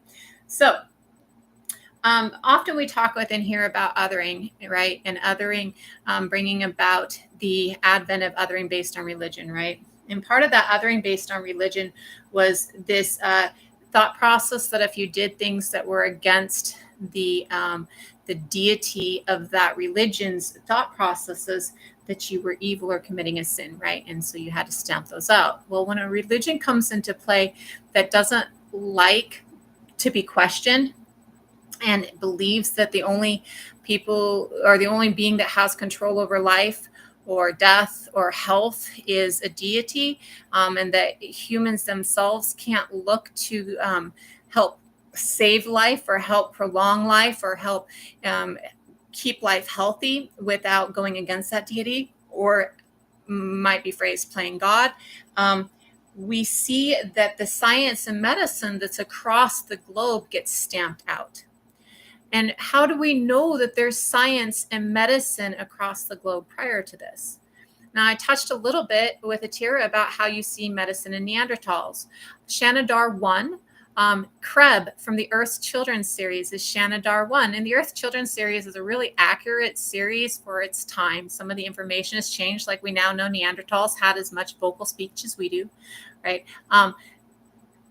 Yet at the time, Planet of the Cave Bear was pretty accurate. Kreb is taken from Shanidar 1. Shanidar 1 is a find where we see somebody whose head was stove in when they were younger, right? And when they had this injury to the head, it caused them to go blind and deaf and caused part of their body to wither up. And I always get the sides and the lobes and the translated directions, not my easiest thing. So I don't remember which side and which, but I do remember, I believe that it is the right arm that shrivels up and the right leg that shrivels up. This is due to atrophy, probably because the injury to the brain caused atrophy. Now, this person, when they were injured as a young person, had to have somebody provide care for them to get them through that injury, to live to the other side. This is early medicine. Now, we can also see with the Neanderthals that in the dentition, the plaque on some of the Neanderthal teeth that we have found, we see the DNA for plants that are medicinal herbal plants still used today. And they don't have a caloric value, so it's not something you're eating just to eat. And they're very nasty and bitter in taste. And so they're not something you're likely to eat for flavoring for your food, right? It's not generally herbs, like it's a caustic-ish taste, right? So we see this as evidence. We also see within many of the teeth enamels that we see these herbs within in the dentition or the plaque on the dentition, and within the bone patterning and stuff like that. We can see the isotopes of the fluctuation. We can also see the way that the body's functioning through these things, and we do see that many of these people had ailments that can be associated with the herbs that we find are associated. The herbs are associated with healing those things today. So we see this as two examples of medicine in Neanderthal. Kreb is not our only example of a Neanderthal who was injured young and lived to an old age. La Chapelle one, or the old man of La Chapelle. And I must say that with DNA testing, we do know that one of these old men is an old woman. I never can remember which one. I kind of think it's Kreb, but I can't back down on that. So in La Chapelle one, we see the evidence of a forearm missing. Now, we're not exactly sure how that missing forearm happens, but the missing forearm the lack of having the forearm, like it doesn't look like it's necessarily like you can't see where you cut through the bone, right? So if it's an amputation, it's not through a bone amputation, right? You don't know if they got bit off. You don't know how this forearm was lacking. If this forearm was lacking from birth, it is still evidence of care of somebody who would need special needs, right? Like different adaptations to try and make sure that you're able to work within the family, right? Not like having the lack of a forearm should inhibit you in any way, just that you have to know how without looking at everybody around you. So somebody has to go, okay, so try it this way, right? Not like that makes that person any less. Yet it also shows that it did not make that person any less within that society either, like it should not within our society. Or it shows somebody who was injured late in life, and the injury later in life took the forearm and they had to therefore be healed up from that. We don't know enough about Denisovans yet. Denisovan is still so new, so new. And we haven't found like a whole of them anywhere. We found just little pieces. And the most of what we have from Denisovan. Ow! You little twerp, that's my thumb. Shh. Ground cat. Apologize. Oh my gosh. It's like literally through the nail. Literally, the child got me through the nail. Like it's bleeding through the nail. I don't know if you can see that. Ow. Oh, anyways. I am not reading comments. I do not read comments very often. So, well, I mean, I do some. I just responded to one actually, but I'm not reading most of them. So when we are seeing, so if you have a question that you'd like to ask on the information that's being given, you're absolutely welcome to ask a question, right? I don't respond to trolls. I'm not here for you. I'm here to disseminate information. I'm here to give out information. I'm here to answer questions if valid questions are asked, but I'm just not here. This isn't a Neanderthal. This is somebody who is half Neanderthal and half Denisovan, who was 13 years old when she died at 90,000 years ago. And you are utilizing a debunked racist theory to evaluate whether or not her features are something that's, you know, very modern that would have never even been attributed to her.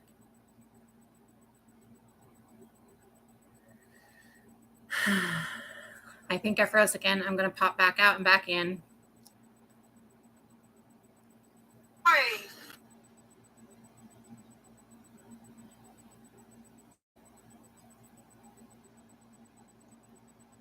Absolutely. Sorry, I think I froze again. I don't know where it popped back out, but phrenology, the idea that your features indicate your heritage, is an outdated and debunked theory. It's called phrenology or chronology, and it was used in apartheid, and it was used by the Yahtzee party, and it is very, very icky and racist and does not actually apply. It is, there are no features that are this race, since race doesn't exist anyways. There just aren't. Not only does it not apply because we're not even talking our specieses, but it also doesn't apply because you're talking about debunked, outdated, nasty things that don't need to be there either. Right. So when we're looking at medicine, we can see that medicine goes back into Neanderthals. We can also see that the ancient Egyptians did things like plastic surgery, where they would shave the cheekbones and the chin bones of their high-ranking women and like put the cheekbone, flat back and stuff, and they'd heal up and they'd be mummified later. You can also see full hip and full knee replacements in the ancient Egyptians. And the full knee replacement is gorgeous. I was a radiographer before I was an archaeologist. And as a radiographer, I have been in on knee replacements and hip replacement surgeries. And in the knee replacements that you have today, it looks like something out of Transformers. The knee replacement in the ancient Egyptians is a ball with a spiral that goes down, and it's solid silver. It's gorgeous. And this is about, I think, 2500 BCE. I'm not exactly sure on the date on that one. And then we see that 7,000 years ago in the, I want to say that it's in Georgia. I believe it's on the Arabian Peninsula, though. And I can't exactly remember. I just remember it's a farmer, and it's in one of the early farming communities. We see a forearm amputation at 7,000 years ago. And this is a beautiful forearm amputation. The guy lived for a while after the amputation happened. The one that fascinates me frequently, though, is Skelly. Skelly is the name of a find from 31,000 years ago in Borneo.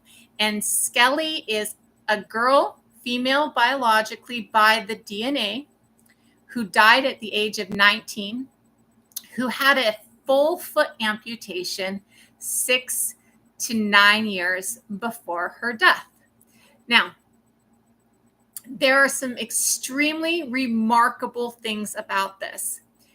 First is, when we amputate a lower limb, most times people die from shock. If you do not have a painkiller that puts them under, if you cannot get them out enough that they're not recognizing what is going on around them, most of the time you'll die from shock from a lower limb amputation. We realized this during the Civil War when we didn't have enough morphine for people, and we would have people that died just on the operating table, no matter how much you gave them to knock them, like they weren't knocked enough, right? And it sends your body into shock. It doesn't do the same with an upper limb amputation. And this is because your body is registering the massive amount of disability that you're going into as a lower limb amputation is. Not having an upper limb, you can still get around, right? So with Skelly's amputation, at 31,000 years ago, of a foot where they lived 6 to 9 years after, this shows that they most likely use some form of medication to put them under, some form of anesthetic to put them under. There are anesthetic herbs found in the location that are still used today in medicine to anesthetize people. And so it is believed by the medical anthropologist who studied the site that this was used on Skelly. We also see that Skelly has today, in microsurgery, we still use obsidian. Obsidian can be sharpened so fine. It's the hardest, or one of the hardest elements. I want to say the hardest, but I'm not going to. Elements on the planet, and it can be sharpened so fine that it can literally cut between cellular structures. You can look it up. I'm correct. You can take an obsidian blade and cut between cellular structures. And because of this, obsidian is still used in microsurgeries today. The smoothness and the fineness of the cut on Skelly's leg shows that it was an obsidian blade. The fineness of the way the amputation was done shows that she had the amputation done with the finest tool imaginable today. We don't use obsidian blades on surgeries like this today, and we probably should, because the blades that we use do not leave such a fine, beautiful marks, or such a fine, beautiful cut behind. There's 6 to 9 years of remodeling. That's the regrowth of a bone when it's been cut or damaged. So like if you break your bone or you've been sliced, the remodeling is how the bone regrows. It's called osteoblasts, and it just grows the bone, right? So the remodeling of the bone is 6 to 9 years, and beautiful and smooth because of how smooth and beautiful the cut was. This also tells us, because of the fact that she lived for 6 to 9 years, that not only did she make it through the surgery and therefore had to be anesthetized, but that she had to have some form of antiseptics applied, because of the fact that there's no evidence of any infection in the bone or any infection having caused problems for her. So we know that she had to have some antiseptic herbs used as well. And there are also antiseptic herbs that are still used today that are in the region that would have been able to be used then, probably for both the cleaning of things before and during, and also as teas to keep you from getting infected afterwards, right? So when we see this combination, we also see in the fact that, again, she survived for 6 to 9 years, that they had to have enough knowledge of how to amputate a limb to do a couple of things in that amputation. The first thing that you have to do is, if you take the skin and you pull it back and then cut and then you release, all the muscle and the flesh underneath will then suck the bone up inside. And so the end of the bone is not left out to be, harmed or exposed to the air. And if you take and you cut an extra flap of skin, you can then put it over the edge. It's very likely that this was done. They also show that there is enough knowledge of anatomy not only to do that, but to know that there are blood vessels, veins in the leg that need to be cauterized, or in some method most likely cauterized. Cut off so that they don't bleed out, so that the person, the surgery doesn't bleed out. Now, in the articles and the conversation of the people studying it, they state that they think that this means that they were an important member of society, that Skelly was an important member of her community. Most Indigenous people, every person is an important member of community. Animistic Lifeway shows every member of community being an important member of community. And early communities, when you don't have a whole lot of people in your community, every member is an important member of community. So I do not believe that she was more important than any other member of her community. Yet, I do think that her community would have had to have a knowledge of understanding of this medicine to be able to do this as well. Because this is not something that you do in your first try. You don't get a perfect full foot amputation the first time anybody's ever done a perfect full foot amputation.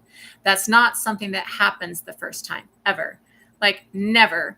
Like, it doesn't matter what you're experimenting with, you never get it right the very first try, right? That's just not how it happens, and especially not when we're talking about anatomy in the human body, right? So this shows an extensive knowledge of medicine within the Borneo indigenous community at 31,000 years ago. I would estimate, by the ability to do this surgery on such a precise and beautiful level, that you're looking at least a couple generations of people who are practicing this kind of surgery. Even if your communities are 300 people and your broader community is, say, 1,000 people, you're still going to see that it takes several of the, you're not going to get a whole bunch of opportunities to do a full foot amputation unless you're just experimenting. And I don't think you're just doing that at that point of time, right? So you're going to see at least a couple of generations of people who are doing these kind of surgeries, people who are trying out different ways to actually take care of their community on a medicinal level at this point of time. So this is 3 really beautiful examples within Homo sapiens over the last 30-something thousand years of indigenous peoples across the globe with medicine. You also see that when Turtle Island is invaded, and when Abiyala is invaded by Europeans, that the Europeans document the extensive medical knowledge that is here in Turtle Island. And it is, in fact, the extensive medical knowledge that is here in Turtle Island and Abiyala that is taken back and in many ways twisted into the modern medical practices that we have, that have a lot of positive for them and yet are still very steeped in medical racism today and still cause a lot of problems today, like the fact that we are number 1 in the industrial world for maternal mortality rates, right?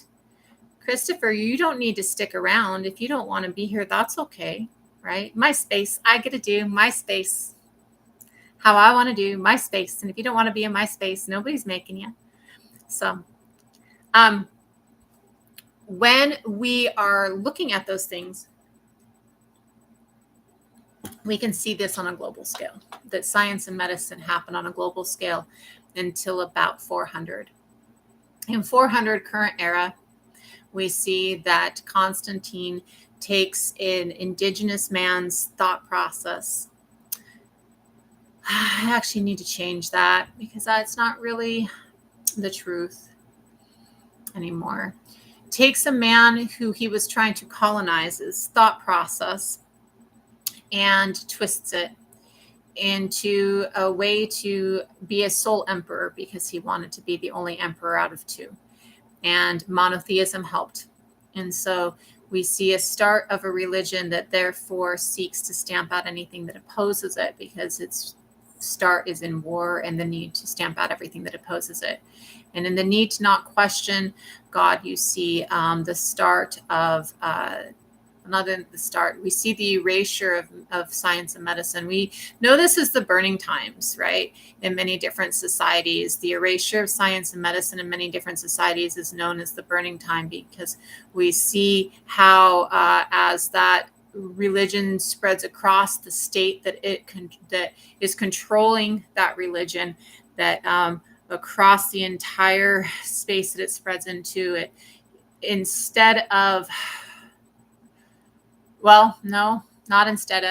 it steals and adapts the science and medicine in every space it goes into as its own and calls it faith instead. It also kills the scientists in every space as it goes into, right? And cause. I didn't know you weren't, Luna.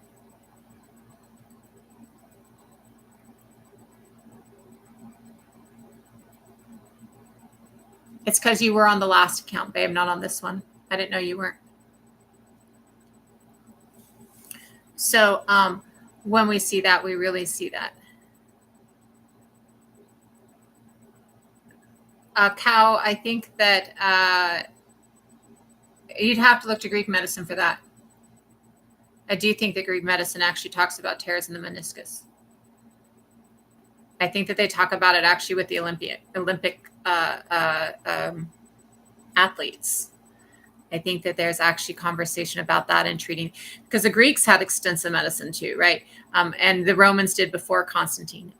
So I think that in Greek medicine, there are meniscus tears in the Olympic athletes. I think I've seen something along those lines. And yeah, probably because of the Olympics, right? Probably because of the sports within the early Greek society, right? And how important and paramount sports and thought processes like that was in early Greek society. So we've been going for 2 hours, and I do need to go ahead and check out. So I'm going to go ahead and go. Let me go over a couple of things as I leave. We didn't really go over it today, but biologically, you are nurturing and communal. Biologically, all Homo sapiens are nurturing communal. We know this because biologically, we have something called mandatory midwifery. We must have someone there to assist us with giving birth to our children. And since we are biologically in the need of having somebody there to help us give birth to our children, this is the need of community, somebody else there. Nurturing, we are biologically nurturing because of the fact that we have 5 brain development stages from neonate to adult, 5 life stages from neonate to adult.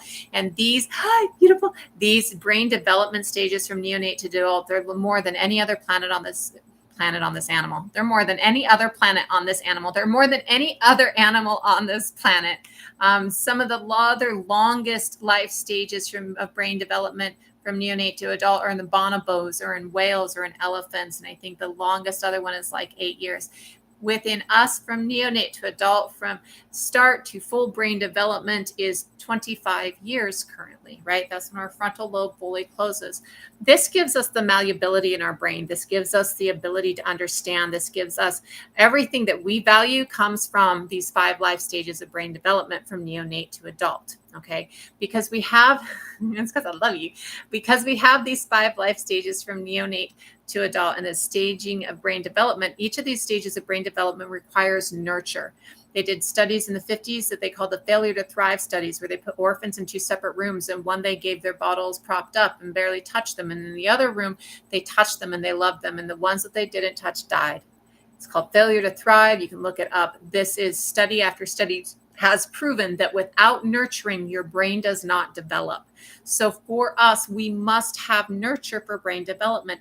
We must have nurture for a whole community for brain development, because we must have nurture of many different parts of our brain, and no one person can meet every single part of my brain. It just doesn't happen. It doesn't happen for you. It doesn't happen for anybody. That's because none of us are monolithic. None of us are the same. There's no singular version of perfection or idea of who we should be, right? So because of that, we must have nurture from many different spaces. In current hunter-gathering communities, they have proven this, that it's up to 30 caregivers for each child in a current hunter-gatherer community.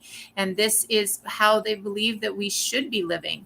And if you look at it today, even single moms today, our single fathers today have 30, 40 people in their life, from the person who is checking out their groceries, to the farmer who did the farming, to the driver who drove to the daycare worker or the school person, or to their boss, to their coworkers, right? There are 30 people in your life helping you provide for that singular life, right? Even in our little ticky-tacky boxes. So biologically, we are nurturing and communal, and we currently live in a society that tells you to be nurturing and communal is in fact icky. Don't be like that. Don't take care of each other. Don't nurture. If you're a dude, what the fuck are you doing nurturing anybody, right? Let's see. I'll be right back. Let's see. It popped me off again.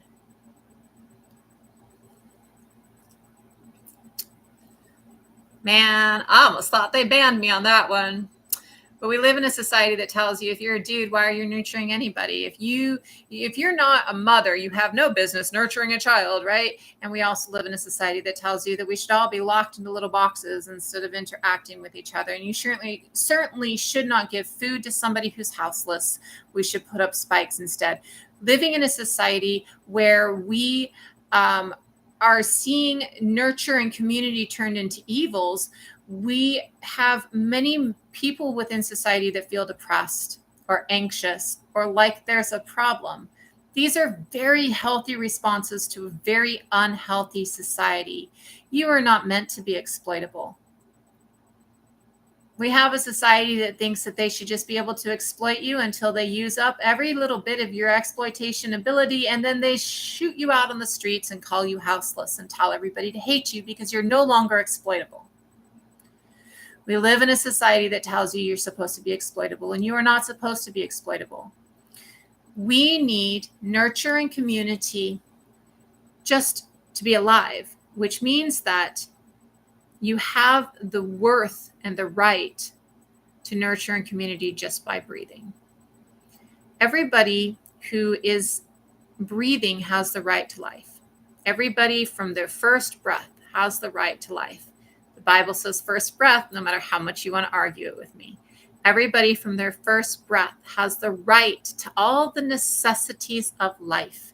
And the necessities of life include food, water, roof over your head, shelter to sleep in, and nurture and community. And you don't have to be exploitable to anybody to be worth any of those things. You are worth all of those just by drawing breath.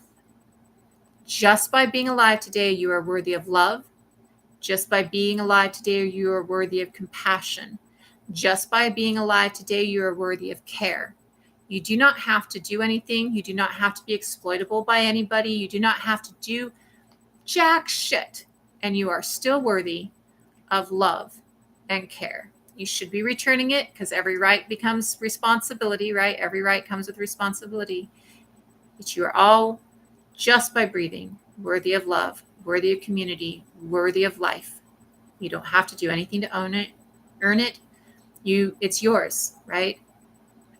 Living in a society where you're taught completely different, where you're taught not to love, where you're taught not to nurture, where you're taught a lack of community, causes anxiety and depression in healthy people. And healthy people are aware that there's a problem. Now, you have to be aware that there's a problem to fix anything. So if you're aware that there's a problem, it even lifts your worth up a little bit.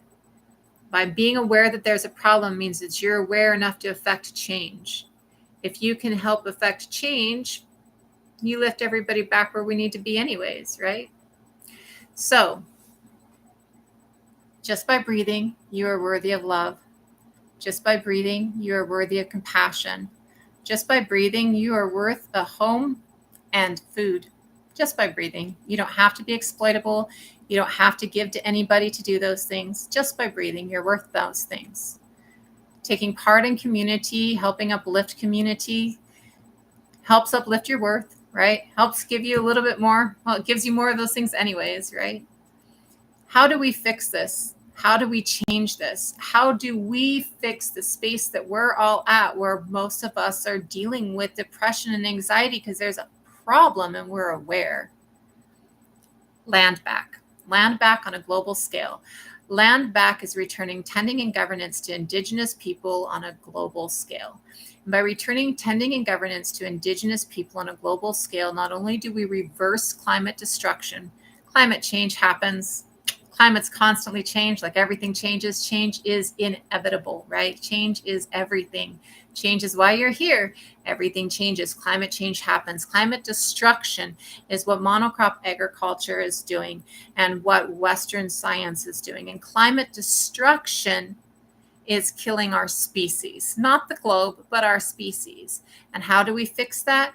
Returning tending and governance to Indigenous people means returning to a time and a space through Indigenous-led leadership that we have that community with the planet itself. And in that community with the planet itself, we stop the destruction. Doesn't mean we lose the cool things. It doesn't mean we lose the cool things. It means that we have the technology to do the cool things in a different way, but nobody wants to do them in a different way because this way just seems more profitable, right? So when we can return tending and governance, the tending of the planet, which means returning the tending of the planet to what we currently today call permaculture, which is in fact Indigenous agriculture whitewashed and given a new title of appropriation. If we can return the tending of the biome to Indigenous people, we assure our space within the biome is sustained. And if we return governance of our peoples, the thought processes of equality and equity, the thought processes of every voice mattering, the thought processes of every life, including the biome itself, having matter, having importance, being a part of, then we can reverse the anti-communal, anti-caring, anti-nurturing environment of science that are of society that we have, and we can reverse the climate destruction. So remember today that you are worthy of love, grace, and compassion just by breathing, that you do not have to be exploitable by anyone to be worthy of those things. And if you don't think that there are people in your life who love you, I have thought that myself many times, only to realize later that there were many people around me who loved me. I just wasn't aware. So I would challenge you that you probably have many people that love you and you're just unaware. And I will also tell you that I love you. I may not know your name. I love the fact that you care. I love the fact that you want to make change. I love the fact that you're curious and you want to know more. I love the fact that you stopped to listen just because you wanted to know more. And that in and of itself is a beautiful thing. And I love you without knowing your name. So you are loved today. Please remember that. And remember to give yourself love and grace, because you deserve love and grace, like every other being on this planet, from the trees to us, deserves love and grace. And land back on a global scale, returning tending and governance on a global scale will return us to community and return us to a space where our biome and our space in the biome is nurturing for the biome, and the biome itself is nurtured and in turn can nurture us. Much love, everybody. Take care today. I will try and come back soon. I know I'm sporadic and I apologize for that, but I will be back. Have a great one. Much love. Take care. Thank you so much.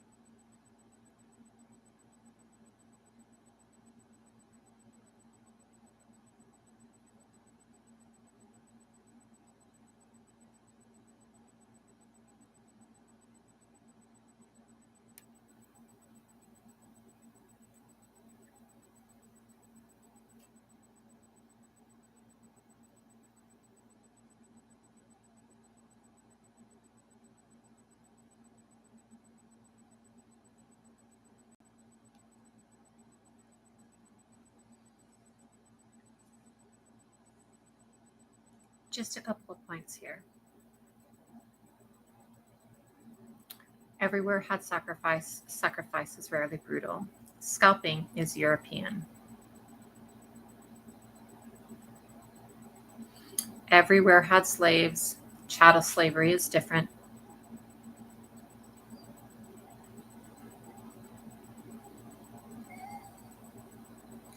Most places who had war actually did cut babies out of wombs. Most places who had war actually did cut babies out of wombs. Stop. Ooh, I'm still here.